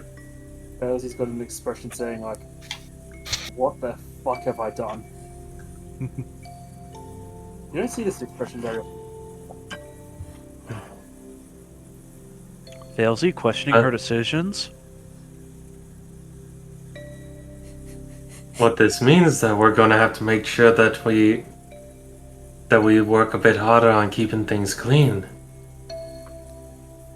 I can clean, I can stop dirty.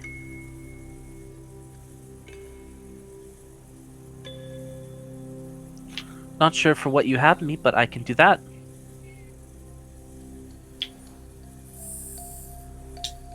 Mm.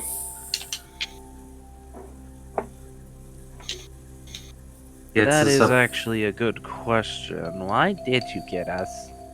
I mean, helping hands and such, I understand that, but I'm curious exactly what you want us to help with.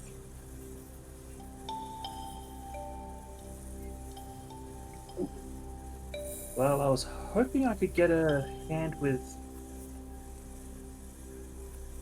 my enchantment work, though I'm not entirely sure what both of you are capable of doing it, aside from knowing you're magically inclined.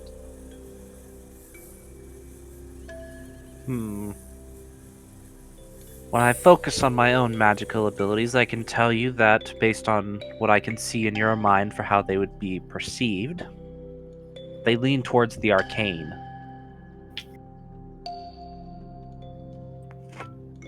Innately arcane, I'd say. Not too dissimilar from yourself, I'd actually imagine.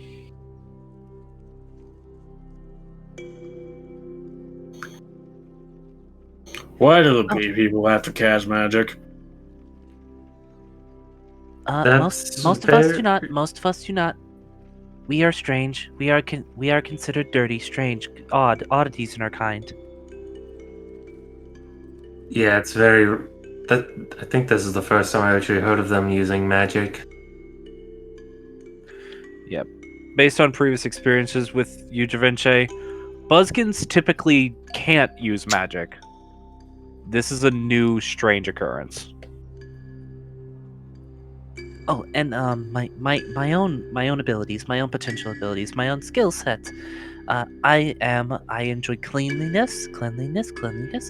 I enjoy making things. I can potentially figure out formula and different types of ideas. The large green one, he has in his brain the thoughts of substances that are explosive. I could make those. Apparently can read minds Is too. question, is Lee in the room? He is, but like what was said in the game chat, he's like off in the corner with Keta, and it's looking at you when it says that.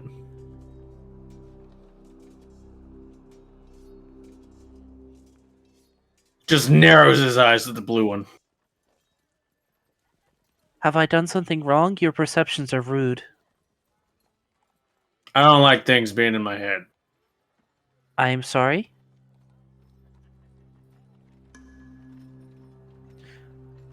We buzzkin.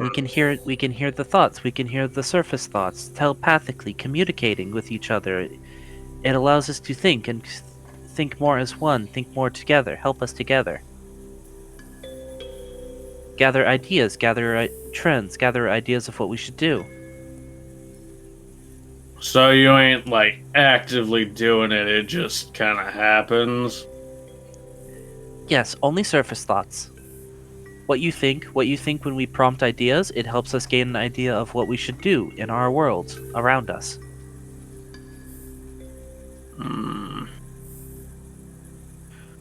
Brimstone, you'd actually be kind of familiar with this because part of your training as a high-ranking military person was gaining an understanding of things like detect thought magic. Yeah, which is supposedly why he's like, Yeah, this is sounding a lot like Buzzkins probably have a very rudimentary version of detect thought. Just active. That's probably how they do telepathy. And probably why people think they have a hive mind, because they seem to be able to communicate with each other without speaking.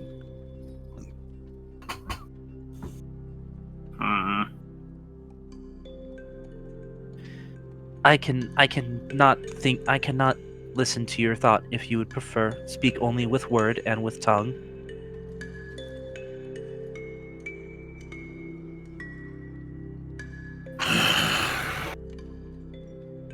I don't know. Well, it sounds like she can help you with your gunsmithing. Is that what you call it? Yeah, almost seems like. Seems like she's very much like an alchemist. Alchemy, artifice. She like looks between a few of you. What? Artifice, mechanical development. Oh, you said no to read the thought. She looks like ashamed towards Brimstone. Whatever. Yeah. So just to be a bit more clear, these things do actually have rudimentary levels. Not quite to the same scale of what a player level would be, but they do technically have classes. The red one is a sorcerer. The blue one, so Arkid, is a sorcerer, but Orikid is a sorcerer, and Vatzar is a artificer.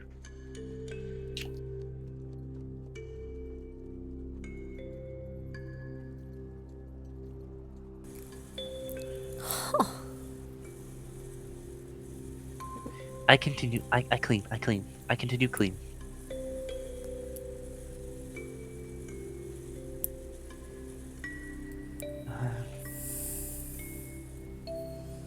Well, I'm just gonna keep looking around your place here. It's very curious to me. And you seem to not like the thought reading, so unless you all would want us to, we'll try to keep that turned off.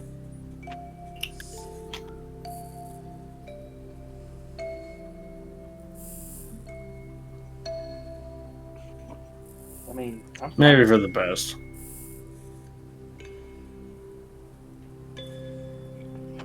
I mean, if that's their custom, then I don't mind. Just, peruse at your own risk. I see that. Most of that stuff you're thinking of, not exactly relevant for us.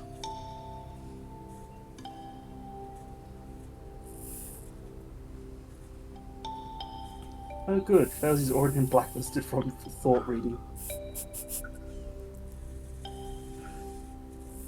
Yeah, the Buzzkin are weird. They're very different creatures from you guys.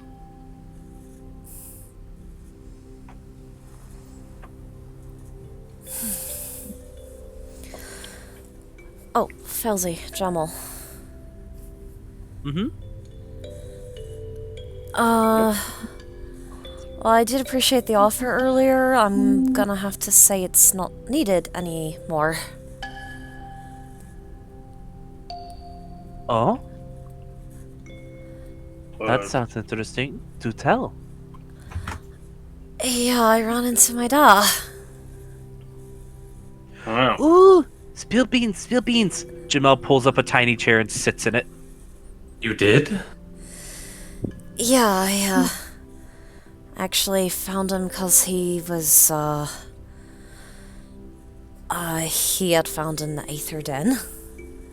And I heard a fight. Went to check it out and, found him right as he was finishing knocking the 3 blokes there on their asses.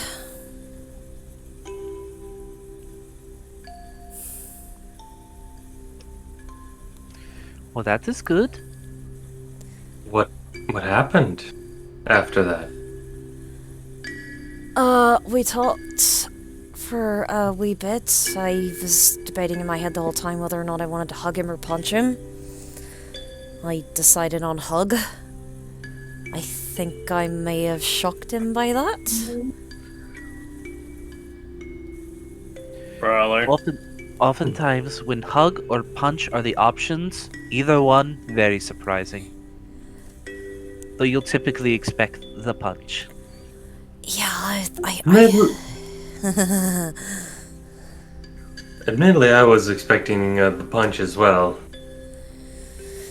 Oh, and it felt like it made more sense in the moment to hug him. Oh, that is good. So, He wants to meet up with me tomorrow so we can actually talk. alright, that's good. You're building a connection. I told him I had friends with me, and he said if any of you wanted to come with, he just had to make sure he had enough cups. I mean, we have cups. We could have brought cups. He already said he was gonna pick some up on his way back to his place. Alright. And then before he left, he told me I could take credit for the 3 goons that he knocked out. Or at least for discovering them, so Yeah, I did. I took care of that before coming back here. Huh. It is good to hear that you actually did find him, though. Yeah. And there's future connection. That is very good. Yeah.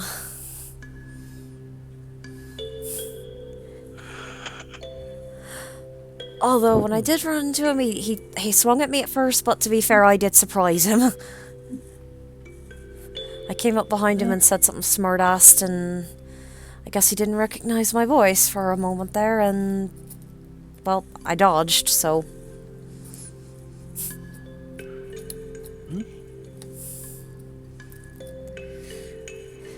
Kinda got good at that as a kid, but that's neither here nor there.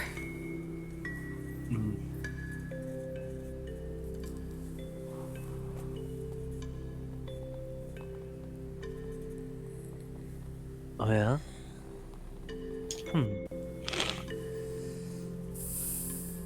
Are you wanting us to come with you?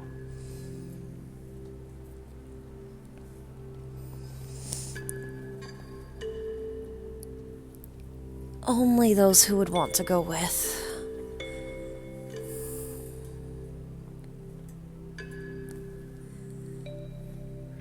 I mean, I will admit to being curious. But I go where I'm wanted.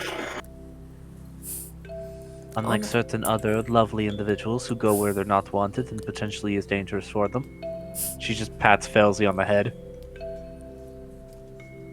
I wonder if he's doing all that either. Mm-hmm.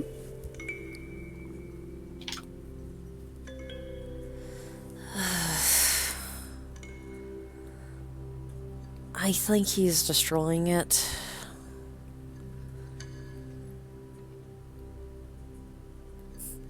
And for sake of stream, Andy wrote for Keta in our chat, "Don't think I should go with, look too much like my mom."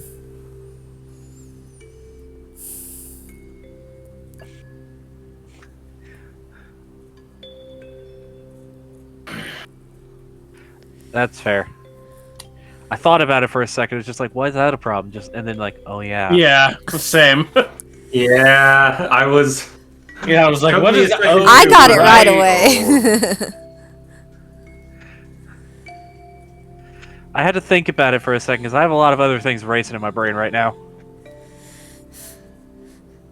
Why does that matter? He doesn't... Oh, yeah. He does know your mom. Yeah, that's a fair point.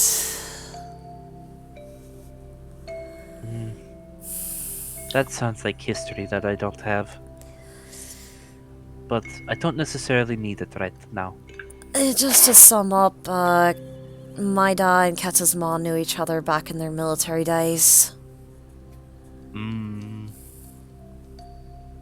That does tend to make things complicated. Oh, that's a fucking understatement. Very complicated? Yeah, let's just go with that. I will accept very complicated. By the way, Keta, as you like roll out from under Lee, there are these two little bee things walking around. One is just sort of like examining every corner of all like the very subtle runes that are worked into the framework of this room, and the other one is just taking a broom to everything.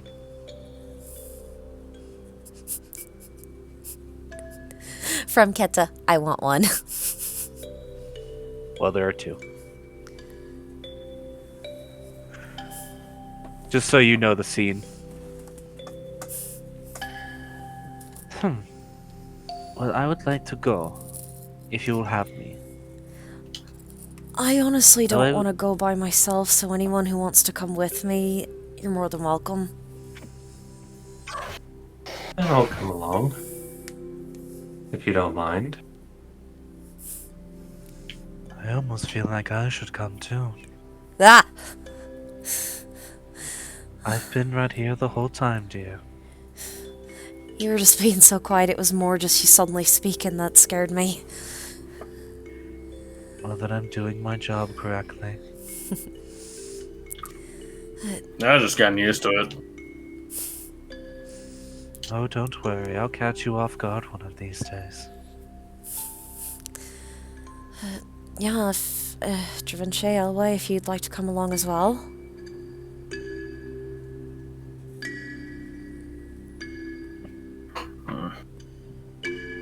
Fuzzy looks over at Madame Elway and quietly thinking, I wonder what the Buzzkin can learn from a Levani.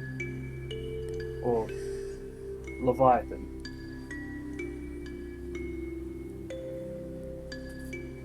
Whichever applies to Madame Elway.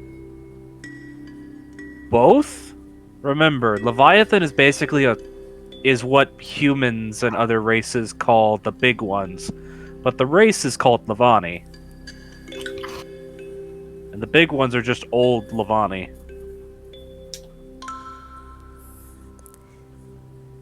Just for the sake of it being on stream, Andy, do you want me to read out what you've been typing for what Keta would be saying? Until you're able to speak?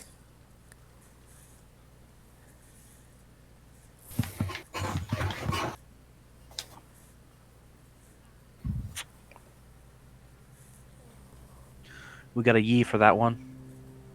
Okay. Yeah, so Keta would have said, I'll go, I'll be your emotional support, little buddy Morgan. I am cute and squishable. Very small. It's not wrong. I think I'll stay because I don't really have a reason to. I mean, I support your motor gun, but I don't think I'd understand what's going on if I'm being completely honest. Fair enough. And we also don't want to. Probably be better we don't overwhelm him immediately. We already have a few interesting characters who. Yeah. For him to meet out of the blue. Yeah. Yeah. I'll make a meat pie. That'll be a good thing to bring with you guys. Yeah, fair enough. You guys like shepherd's pie? Meat, potatoes, gravy, all the like? That's a common staple back on Bog Crust. I'll make it. Do you use ground beef or ground lamb for that? It depends on what I got access to. I think I only have ground beef right now. And I bought actual meat this time because I knew Keta wants meat. From Keta. What about Yeah, potato that's probably for candies? the best.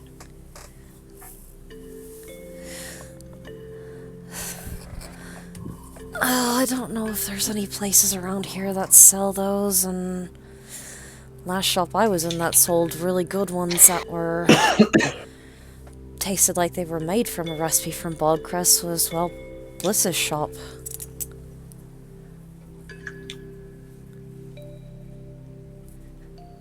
Yeah, that's fair. Yeah, for the sake of Keta saying, we could make them. Leah's smart. That's not true.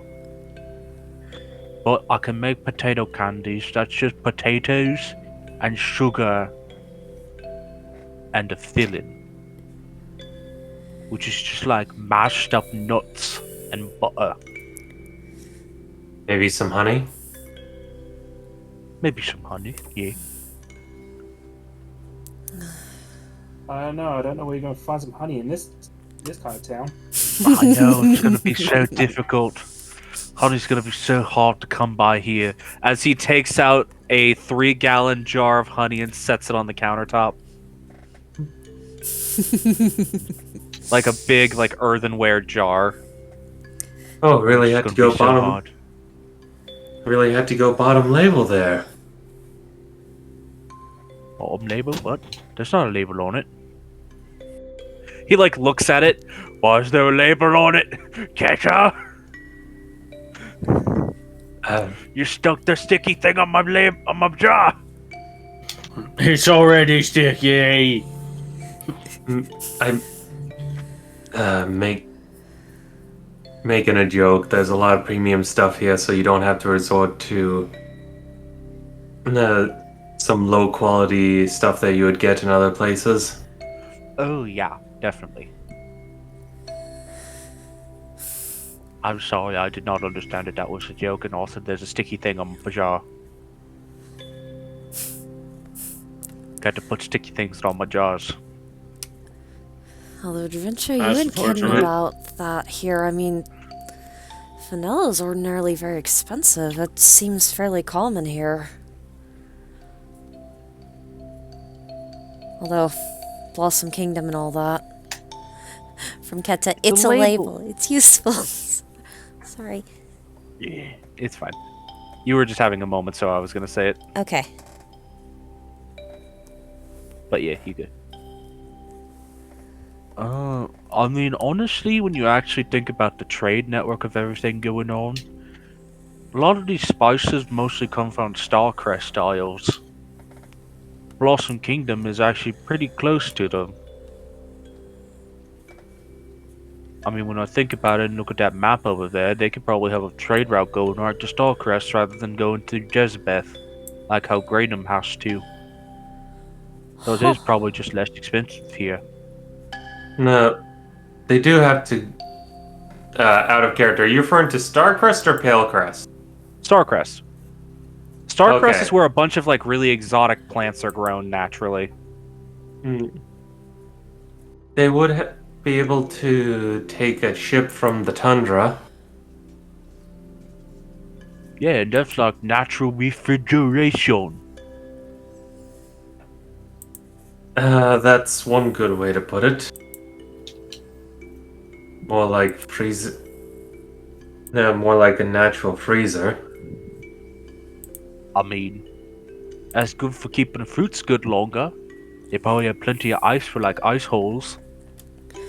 Oh, yeah, most likely.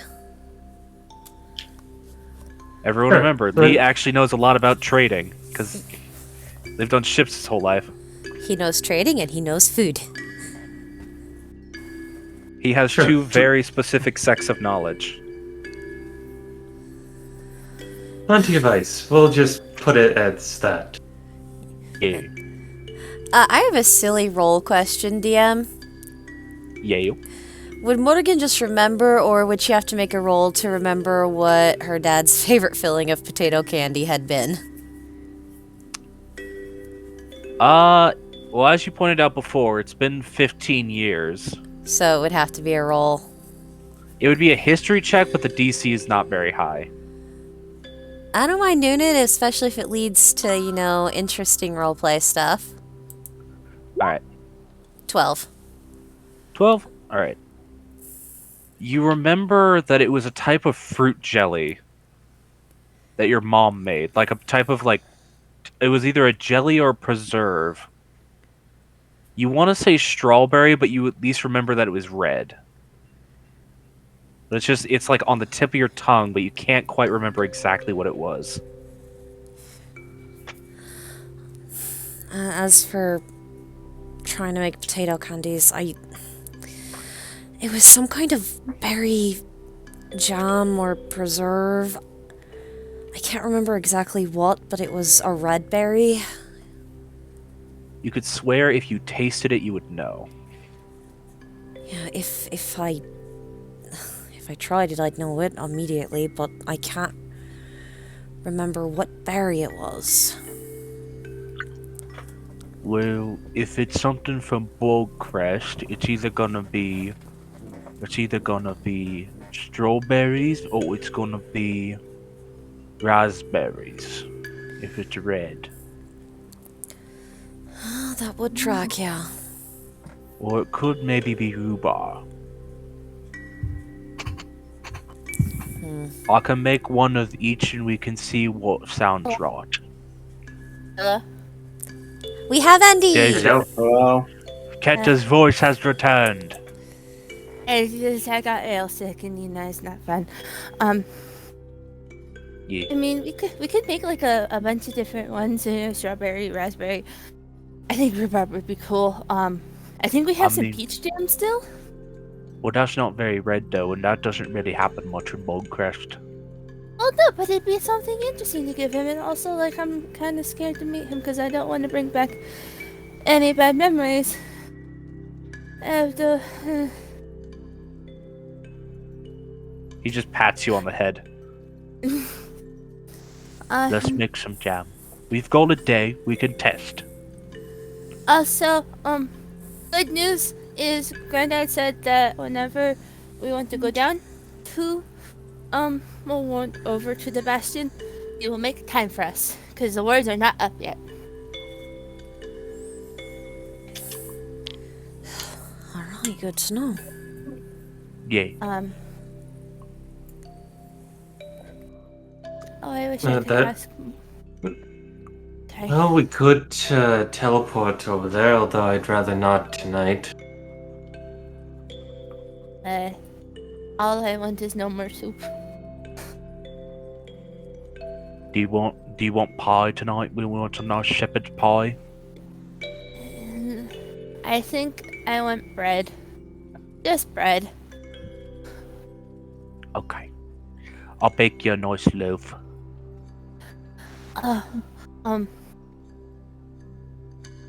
Morgan, I have a question for you. Yeah, what's up? Is there anything that like you particularly remember, or like any flowers, that are native to your home? DM, would she remember any native to Bogcrest flowers? Ignore me for a second.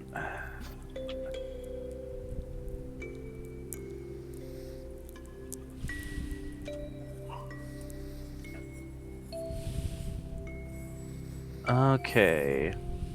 Ignore me as I look up native flowers to Ireland. The reason why I ask is Jamel gave me those really nice paints, and I was thinking, since I'm an okay painter, I can make like a nice bouquet of flowers from his home.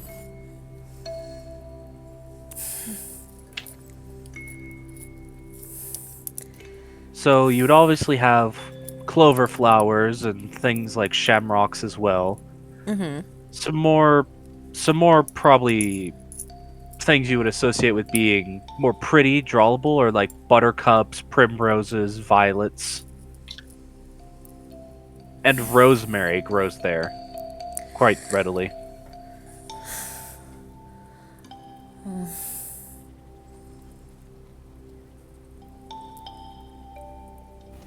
I do remember there was my ma, she did grow a lot of rosemary in our little garden patch along with primroses. Rosemary those- grows with like these little bulb, like really pink little bulb pink flowers. Ye- Oh, my dad grows some rosemary back home. It smells kind of funky. Yeah, it's native to Bogcrest though. Okay, I have some ideas that I can draw. And sorry, I have a lot on my mind, and my mind hasn't been myself at the moment, but Can I give you a hug, Morgan? She just smiles and nods. just tight squish. I really want a buzzkin.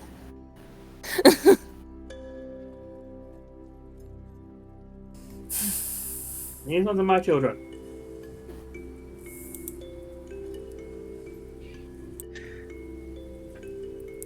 You could always go back to the hive and acquire another one. Though, What's the going price for them right now?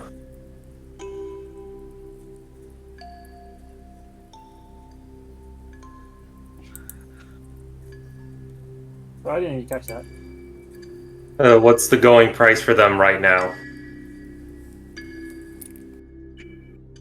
It was what, 500 each? Yeah, it was 500 apiece for the magical ones. You didn't ask about the not magical ones.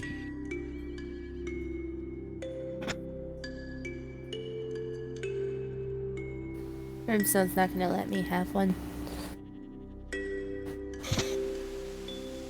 Just leans over and goes, "Then don't ask him." He's, he's like standing right there.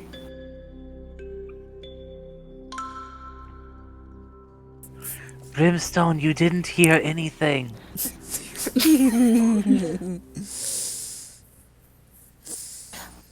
Oh, it is settled. Right. It is settled. We have a plan in motion. I have ideas.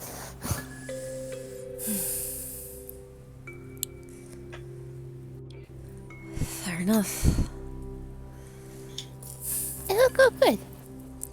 I know it will. I hope so. Besides, who can't? Nobody can really like. You have a very pretty face, Morgan. And you're very good at talking.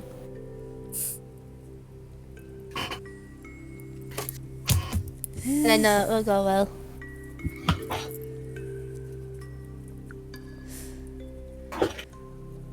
Now, I have flowers to go paint and make real. Yes, you.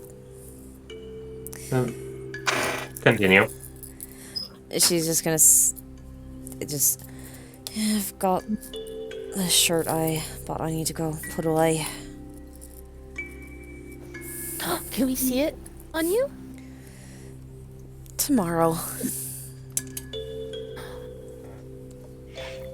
I can do up your hair. I know a lot of braids. Alright. I try. I try to do some on Lee's beard, but it's not that big yet. My beard does not get very long. I can't let it get very long. I like to cook. Well, there's some like dwarf cooks who like have long beards. Ugh. Put it in a net. I don't want to wear a net on my face. But yeah, Morrigan's going to go to her room in the cart to drop off the blouse she purchased and just kind of sit in the quiet by herself for a few minutes. Fair enough. You do so. Enjoy a bit of a quiet moment. Alright. You guys have a plan. I'm going to go and have some fun. And Adventure's going to leave the cart and go to the bar. Are you going to get the lady of the night or sir of the night or an individual? He doesn't reply. And he's gonna. Maybe he's gonna go be the lady of the night.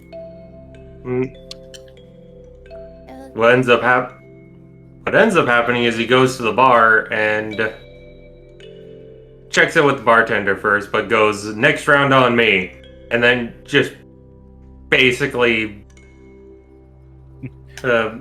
Parties just a little bit. parties the night in the tavern. Alrighty then. Time to roll to see how much Da Vinci sends money.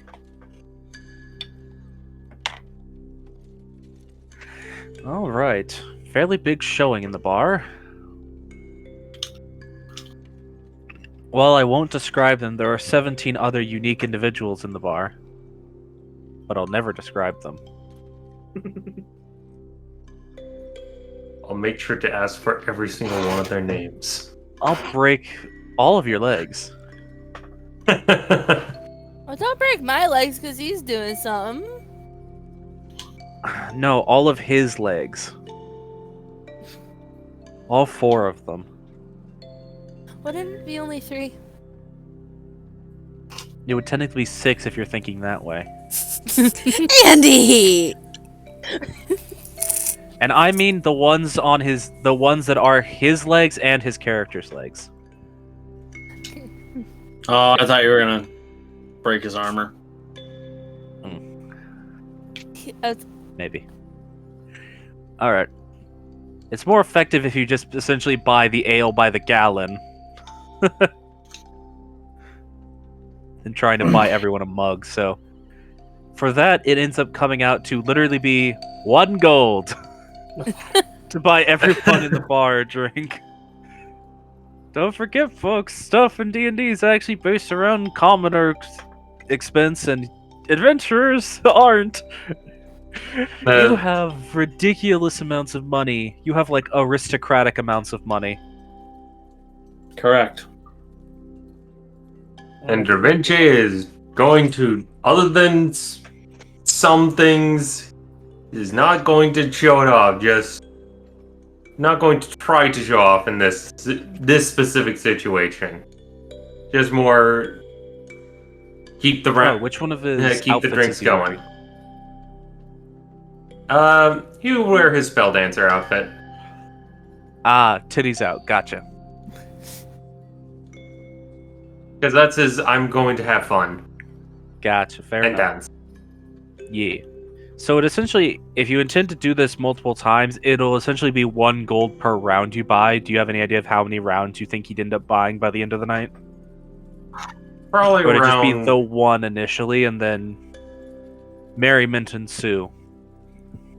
let's go with 3 rounds. So 3 gold in total. I want you to make for me a general charisma check.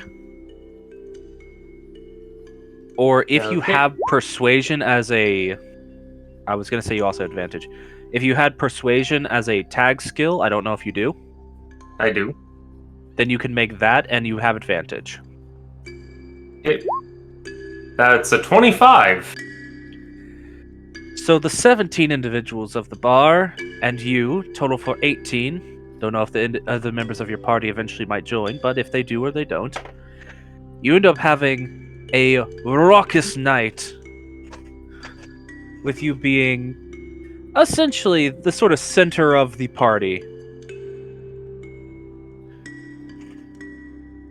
It's very fun, and people end up buying you drinks as well. And depending on how much you're willing to take them, you will end up very drunk by the end of the night. Ridiculously sloggered. And he is going to go back to his room with anyone who else would in the party, as in the event, would join him.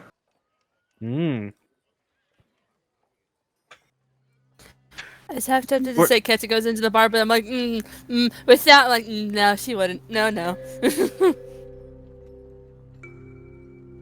I mean, she could show up, see what's going on, grab 1 drink, and then leave. I mean, she could party. She just doesn't go with Da Vinci at the end. Nothing wrong with that. Technically speaking, also nothing wrong with that if she did go, but that would just be weird. It would be weird. Also, she has a boyfriend. Correct. Not wrong. Hey, Lee thinks Da Vinci is pretty. He said so in the past. I mean, Da Vinci is very pretty. No one can deny that. Literally, no one is allowed to deny that because it's just subjectively true.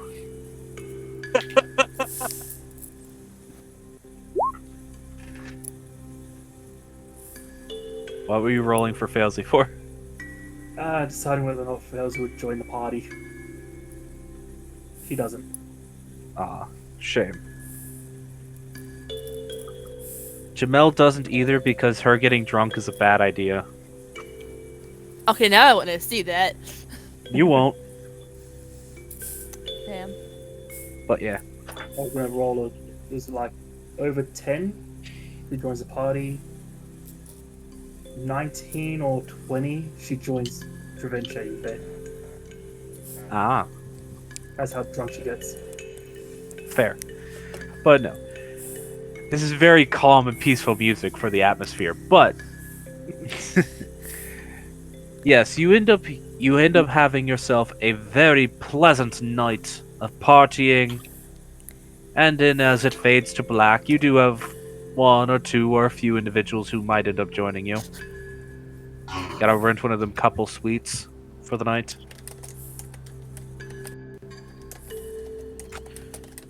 Which I think you already did have one rented, so it doesn't really change much. Yeah, he already had one rented initially for Fail for Failsy and Jamel, but it's like, nope, we're taking this one. Fair enough. Oh, Danny says that she's been trying to talk. I was just trying to find a moment to speak, and I couldn't find one. Sorry. It's okay. Like, with Morgan would have gone there, but not drinking as heavily with everything. Luckily, it seems like the alcohol that is being passed around for the sake of this, it's ale, which it is honey ale. So for all intents and purposes, it's not really that alcoholic. Yeah. It's similar to drinking beer. So as long as you aren't like other people who are having like multiple rounds every few minutes, you don't end up getting that drunk. Dravinche just does because he's the center of attention and people end up starting buying him drinks. Some of it harder drinks than just ales. And then it finishes with anyone who joins me gets to split on some aged some of the good stuff.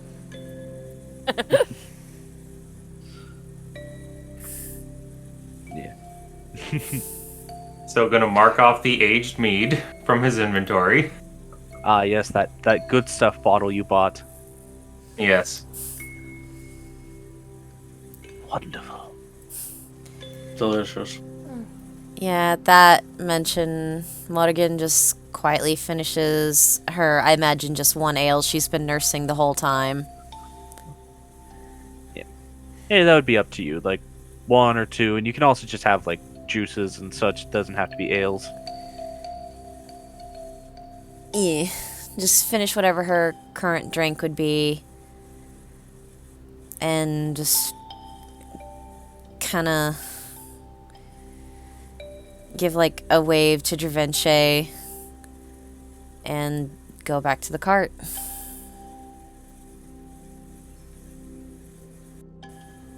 Fair Do you enough. mind if I quick cut in, Danny? I don't want to cut you off. I was done with what I was saying would happen, what Morgan was doing, so yeah. Just before Katya goes to sleep, she's going to go out on town into the marketplace by herself. Oh. She's going to tell them where she's going. Basically, essentially, I'm going here. I'm going to be buying. So I'll be back soon. She's kind of how long she can stay out. Panicking too much. Bottle. If she can find one. Can you say that one more time? Keto wants to find a bottle of good whiskey if she can find one. All right. When you are right next to a bar, that's kind of where you'd find that.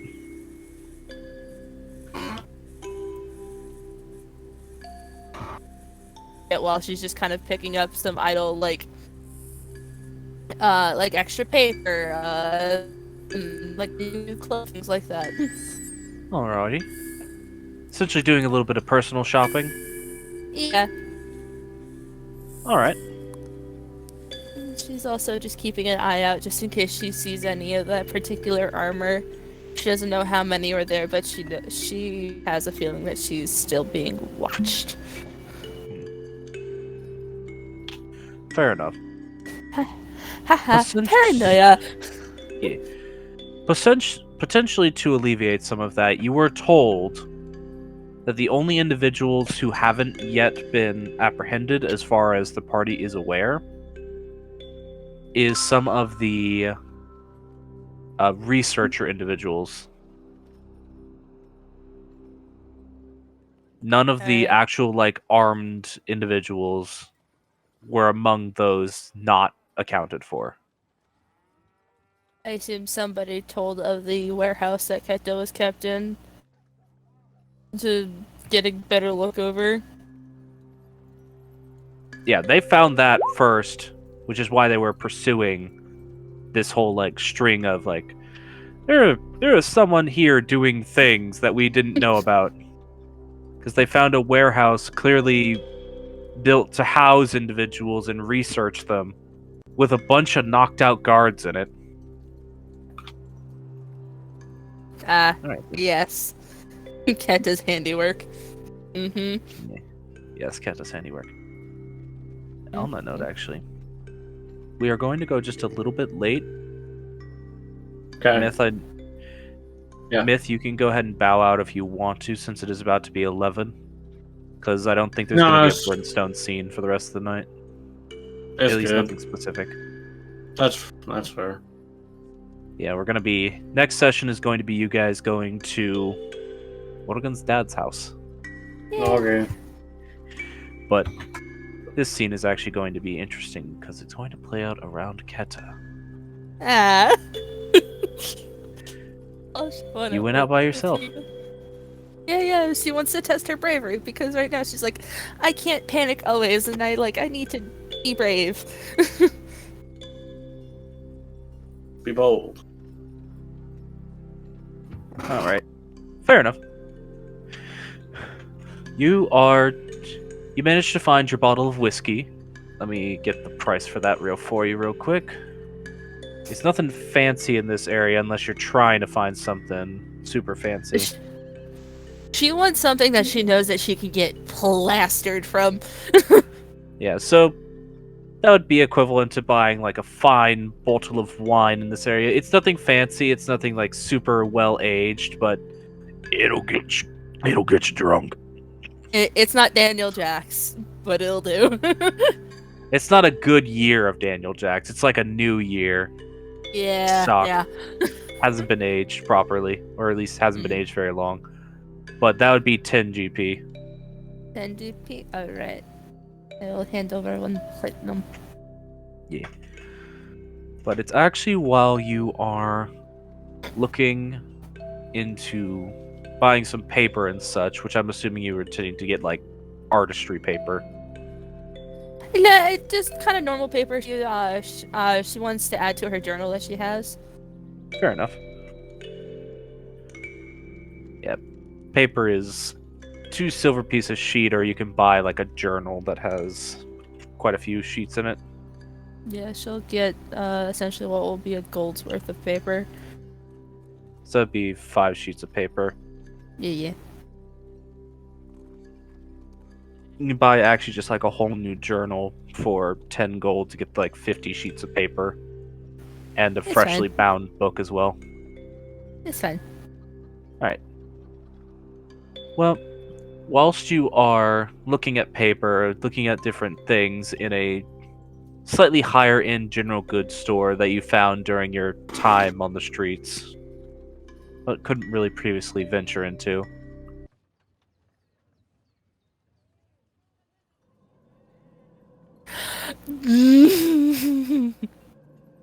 That music changed. I don't like it. You're not supposed to. Yay. Oh, it's my track in particular. Yay. I have a specific track for all of you whenever there's particular character moments happening. Yeah, it's almost like this is you. Yeah. They're all nice and eerie, but they're all different. Yeah. Let's see. If I played them all at the same time, it would probably be really creepy. But I'm not going to. Mm-hmm. You are just looking over some papers when you feel wind brush past you. At this point, you are, just for the sake of your scene and how you're aware of it, you are actually inside of a properly established store. You're not on like a street vendor type area. Mm-hmm. Is there... Pet's immediate kind of reaction would be look up towards the door, see if anybody else kind of came in? No, you didn't hear anyone come in. This is one of those stores that has like the little ringly bell above the doorway, and you didn't hear that. We'll just look around, see if there's anything strange. No, you turn to look towards the doorway. You don't see anyone. No one at the counter.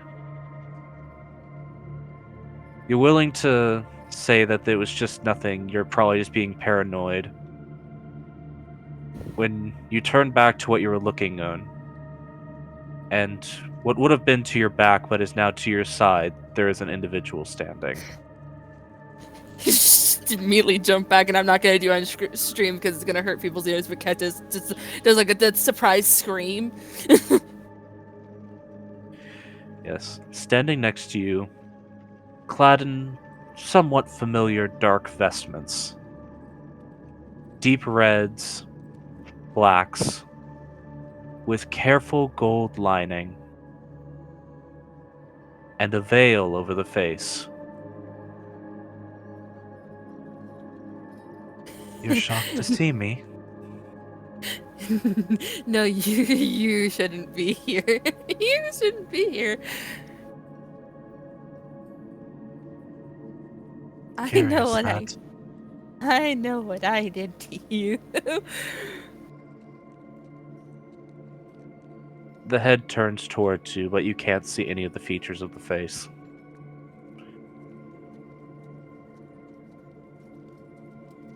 I recognize those robes. I'm okay. Ketty, you're not going crazy. You're fine. You're not exhausted. You've been sleeping. You've been resting. You are fine. What are you doing here?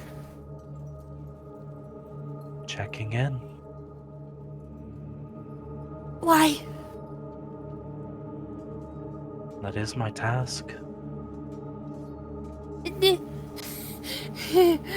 So, what tag does she have on me?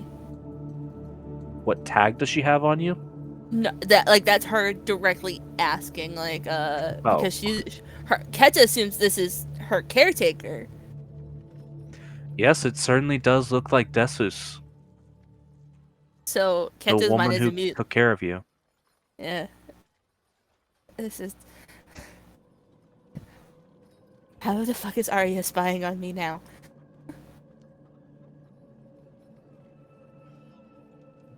I don't believe she is. You're not Desus? I am. Oh god, the fuck. So you're checking on me? Why? Because that was the task I was given. To ensure your health and well-being. But I shattered you! I had to stab you!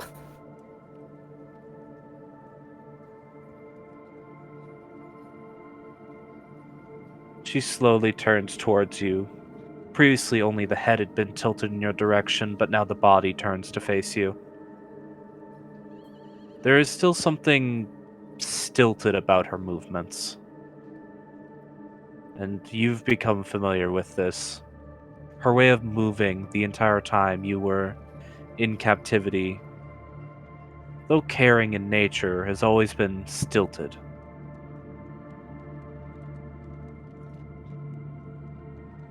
You did. And I forgive you. I didn't want to. I know. I'm sorry that I forced you.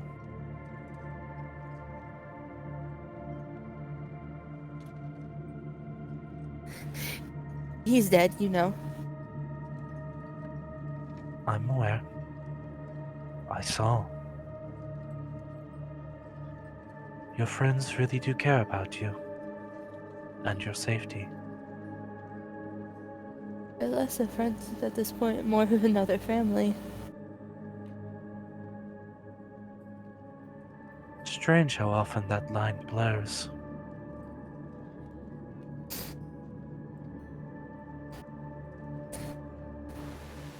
You know, part of me really, sometimes when I was living on the streets, wished that I was just back in bed. And it was all just a horrible nightmare. And then, you know, I woke up and I'd be starving. Or sick. Or delusional.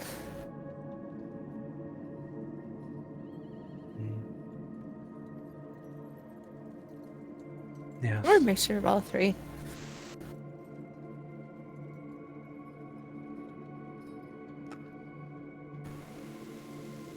Were you watching over me the entire time? As much as I can. Were you there when I made a deal with something?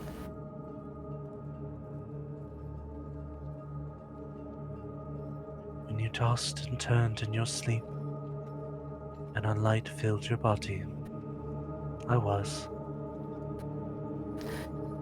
I made sure you didn't succumb to fever that night.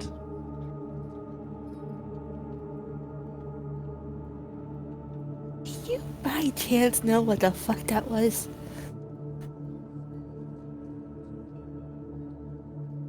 She bows ever so slightly, her head down towards you. You must forgive me. I am a caretaker for the physical. I cannot caretake for what is in one's dreams. But a light did envelop you, and the ground around you was covered in flowers when I found you.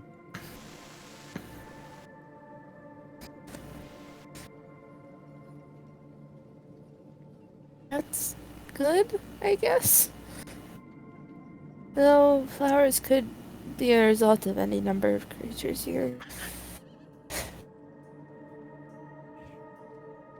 She takes a step towards you, from how you had taken a step back from her. Frozen like a fucking scared rabbit. The tail is just mile a minute flicking.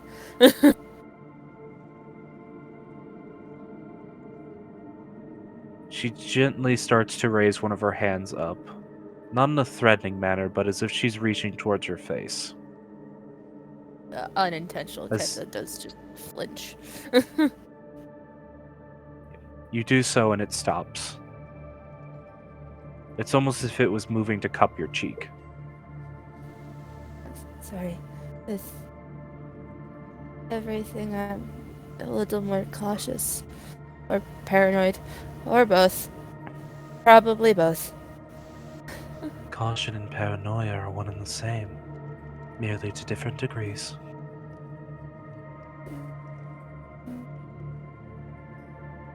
May I? Keto kind of step closer and allow her to touch her cheek. She does so.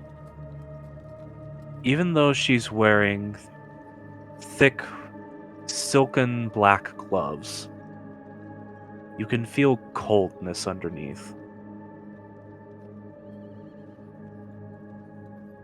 You're not sure if whether your skin is just too hot right now, or if there's just this contrast that makes it stand out so much more. But it almost immediately raises goosebumps on your skin.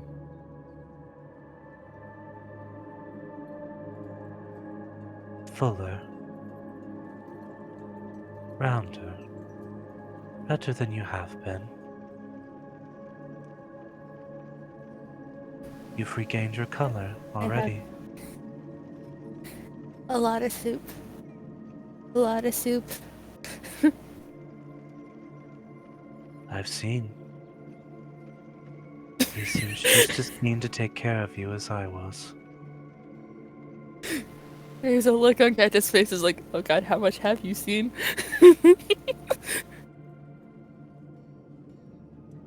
You can't see the face, but you feel a smile.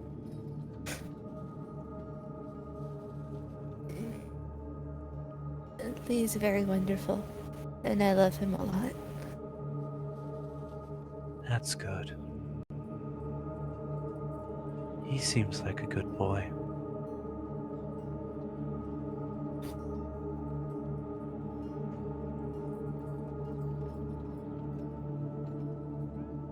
You have other friends gonna too. I do? There's Morrigan, Failsy, Rense, Madame L.A., Jamel, and then there's my uncle, Armstead. Yes. Names all I've heard. But only just recently have I seen faces to go with them. You muttered their names often in your sleep.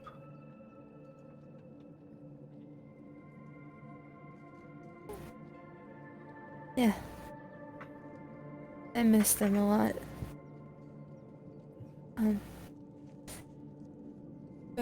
Brimstone's the one that is the closest to me. Even he's my uncle.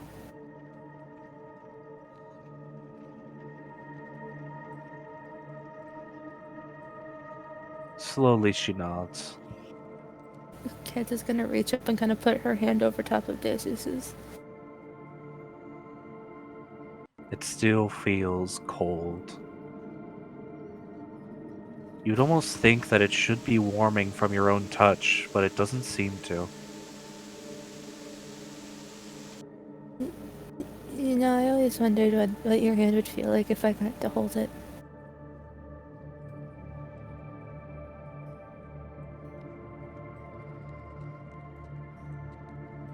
That would be a curious thought. But you are a curious girl.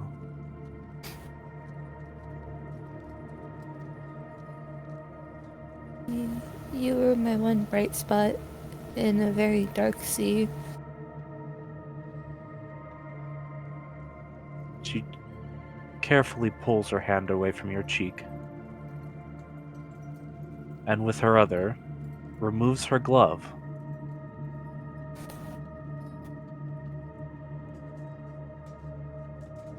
Underneath, you see carefully polished, perfectly white porcelain skin, segmented ever so slightly at the joints.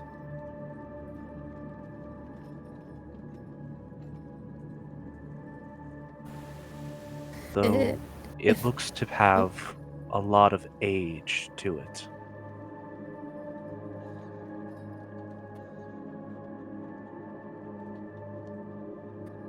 You wanted to hold my If- hand.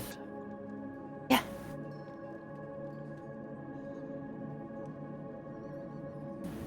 Kat You will do. take her hand very delicately. You do so. It is almost otherworldly smooth to the touch, and cold.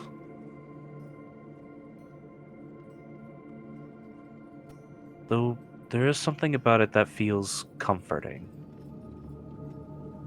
And you, as someone who is artistic in nature, even looking at it, you recognize that this has to be crafted, this had to have been crafted by someone who must have poured their life's worth of effort into making it so perfect.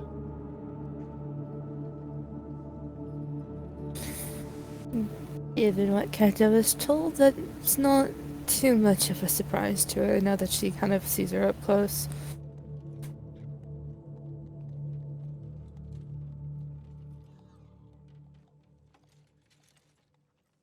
As you eventually do let go of the hand, though, Mhm. there's a stranger sensation.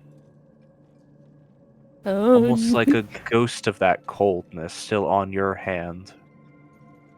And you look down, and there's just this light coating of powder on your hand.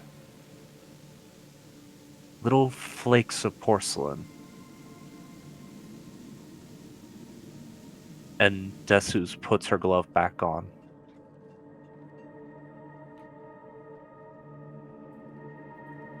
Just that lightest touch seemed to damage her. Just from how old she is. oh, I'm sorry. It's fine. I believe you deserved at least that. Is there any way I can help you? You've done so much for me. No, I don't believe so. This is merely the way I am. A relic of passion.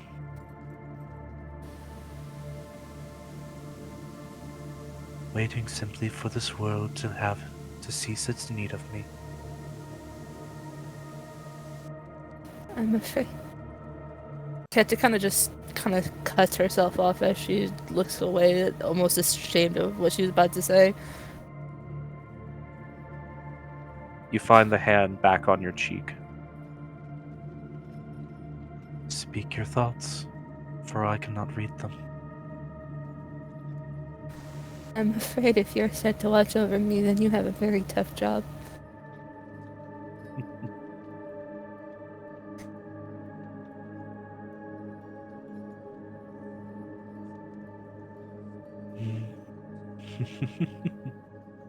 I suppose. It was never an easy job.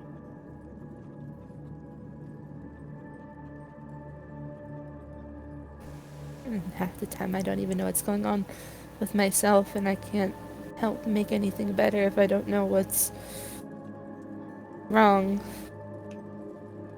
Whatever they did to me in there, it made the inner me mad.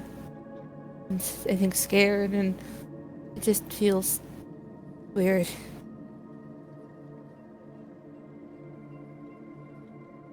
Her head slowly lolls to one side. Scared feels accurate.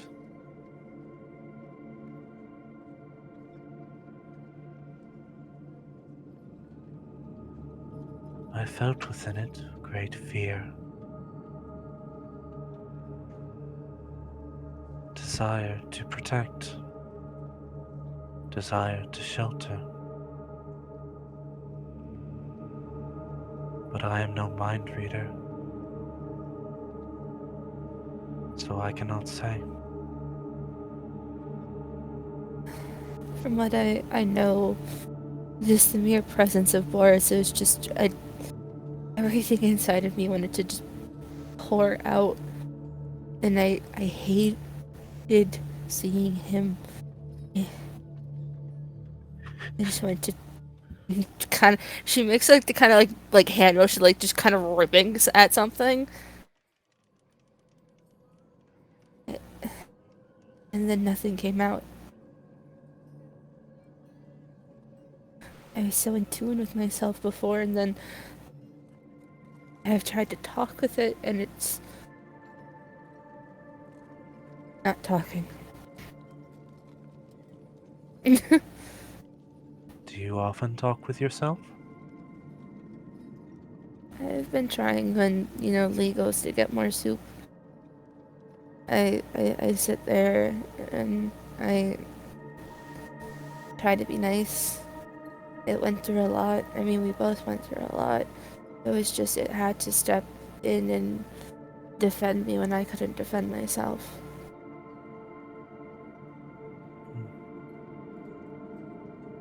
Probably really tired. Maybe it's tired then. It's gone through so much. Maybe you just need to give it time. Give yourself time to rest and recover.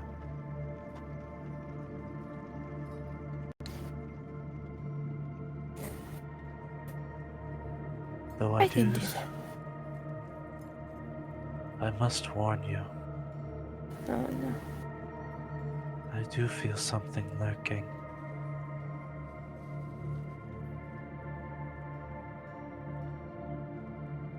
Lurking how?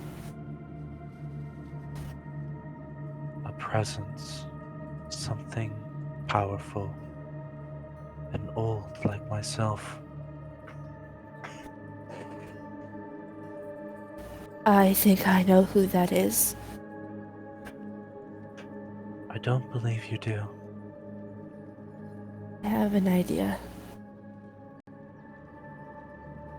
Her hand moves up and just smooths your hair back.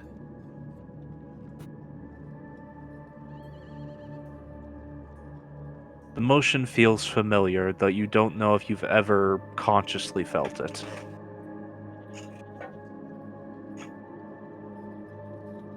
It might not be himself, but there's a lot of old things that I've had to learn about that No. want a lot of people dead. No.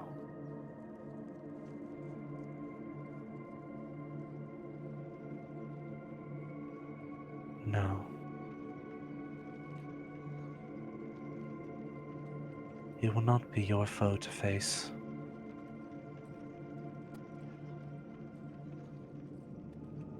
Two of your friends. Foes come to them, and as do realizations.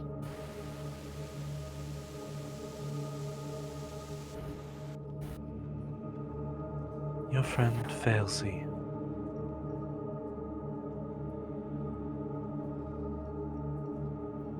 I believe she is who you will have to support the most in these coming days.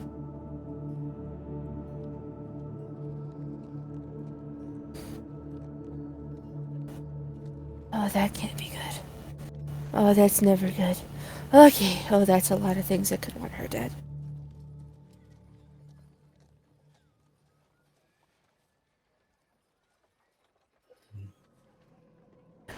She has a That I do tendency not of pissing know. a lot of things off. No.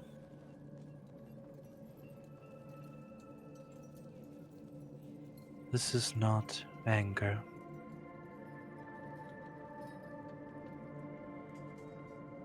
Love and sadness and loss and betrayal.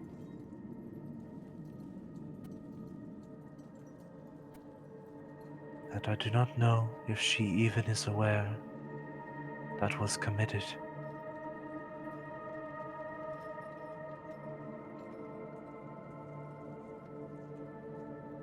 But it was committed in her name, and it will seek her out.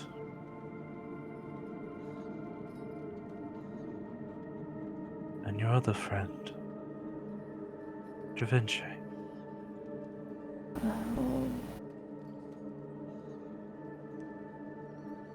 Something is stirring within him that I recognize, though I cannot yet speak of. Probably has to do with Althea. Yes. The mother of clockwork.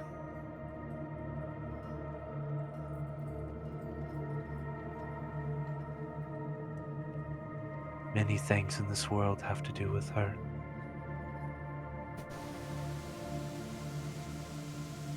And many things have been going wrong since she got destroyed.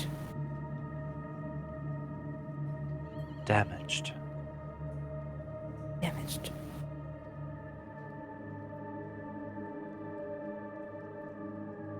She stops running her hand through your hair.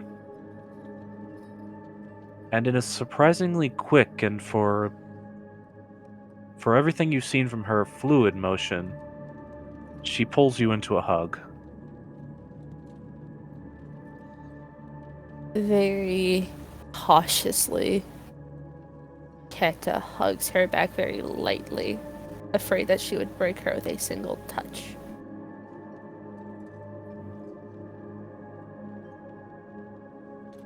You do so. Though, while you're hugging her, you feel her back. You don't feel any signs of the shattering you heard when you escaped.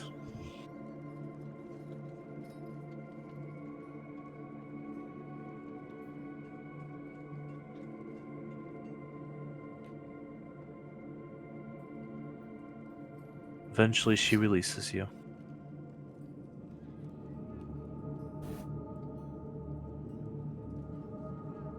I'm sorry to have startled you. It's okay. I'm just glad it was you and not one of them. No. Only one of them still remains in this city. They are doing their best to hide. one is still a dangerous number when it comes to people like them. Indeed.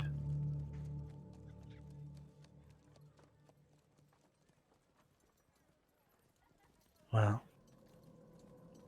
I believe you were shopping, and I should leave you to it.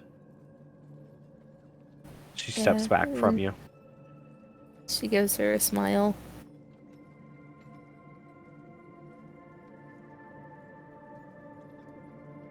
Bye, until I see you again. Till time allows. She nods towards you. Okay, so we'll give a slight kind of bow.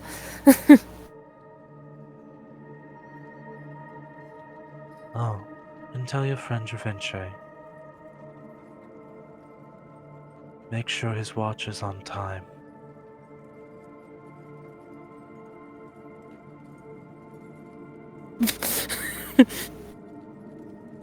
She Nods. walks past you, Mhm. and as you turn to watch her go, she's not there.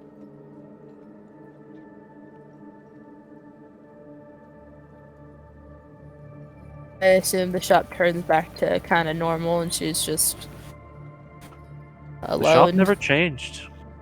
Ah, Everything exactly continued as it were.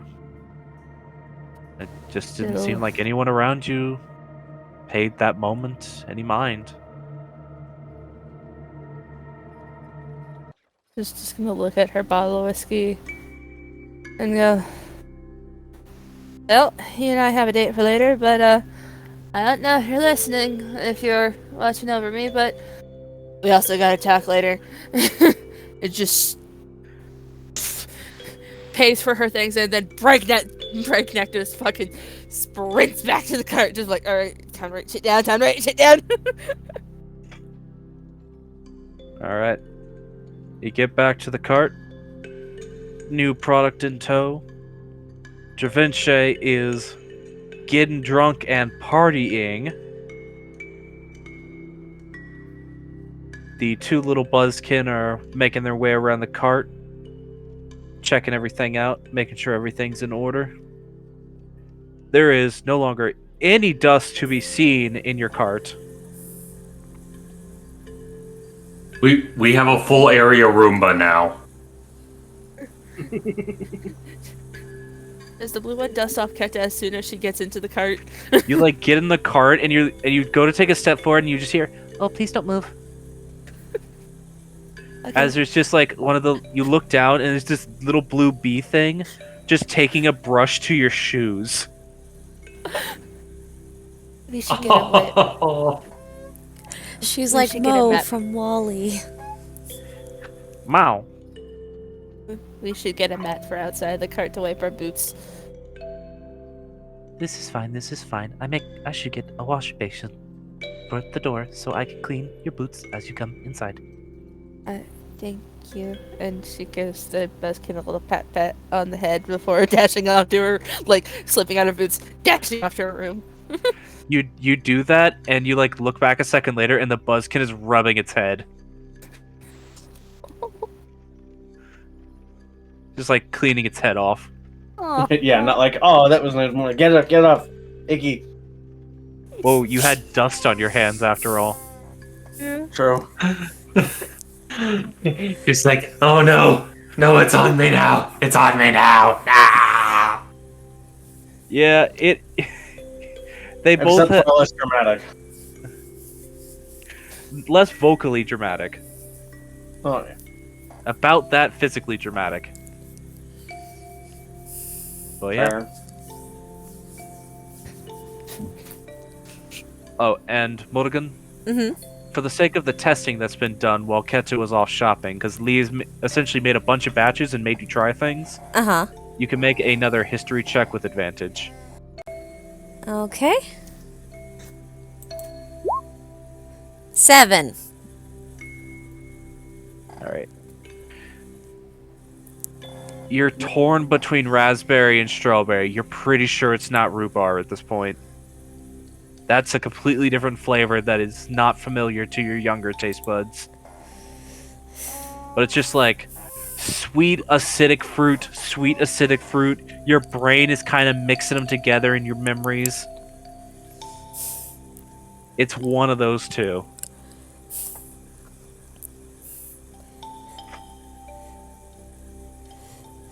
Yeah, finally, she's just kind of shrugs and is like, the only thing I can tell you is it's not the rhubarb. Okay. Well, we can make a batch of both of these and then we take them both. Yeah, and any jam that's left over from all these experiments can, still keep them in the coffers here. Yeah. Jams keep pretty well. I got a nice ice box.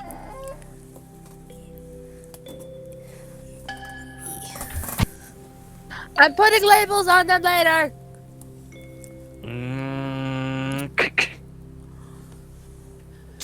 No. They're different colors entirely. Still, you could get like a 3 a.m. snack and not know. Why are you eating at 3 a.m.? That's bad for you. And why are you eating raw ingredients? Cause I get hungry Like at berries, 3 I can a.m. understand, but why are you eating raw salt? You're not eating raw salt. She's gonna eat the jam. But again, look, this one is a dark red. This one's a red. They look very similar. I'm an artist, Lee. Those look too similar to me. Did you get better at your color theory then? Darker red one's clearly raspberry. Oh. Yeah. Oh. I'm gonna sleep out on the couch tonight. Your decision. My pecs will be waiting if you desire. Why did Lee get so sassy? He's always kind of been sassy, but normally he doesn't have much of a reason to be sassy. And also, this is food we're talking about. Yeah. Overted.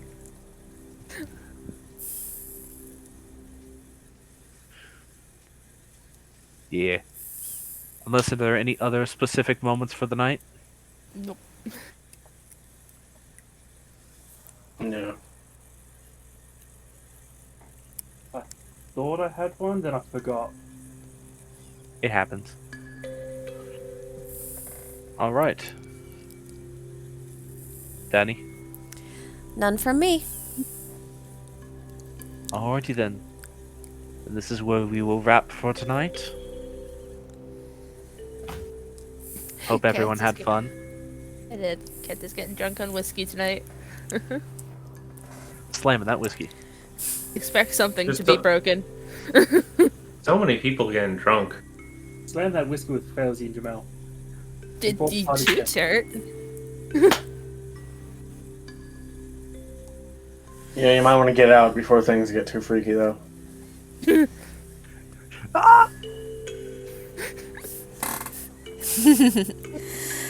But, okay, so before I do the normal wrap-up spiel then, since session itself is over, does anybody have anything they want to promote, announce, or shout out? Nope. Not as yet, no.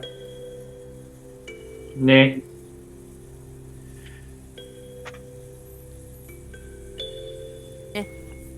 Be careful with your computer, folks. You never know when they might randomly decide to die. And You you have were- to spend 300 to more money to fix them. Still cheaper than getting a whole new machine, though. Depends on how long it took me to actually find the problem. Fair point. But yes, if that comment from our DM did not make it obvious, him computer back up and working. I'm a desktop, bitches!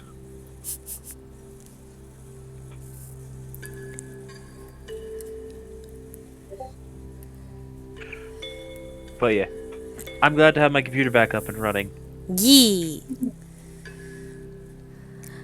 Just for the little dig at like Apple and places like Apple that sell products with their own exclusive repair stations. At least you got it repaired and you have your data. Yeah. I Didn't do even anything. need to reinstall the operating system because he didn't replace the CPU. No, I replaced the motherboard. Yeah, but if you took that into Apple, they would have erased the data off the computer for some random reason.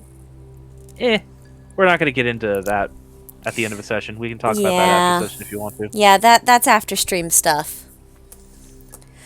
Okay, so if there's none of that, then I guess the normal end time spiel from Misha is next on the docket.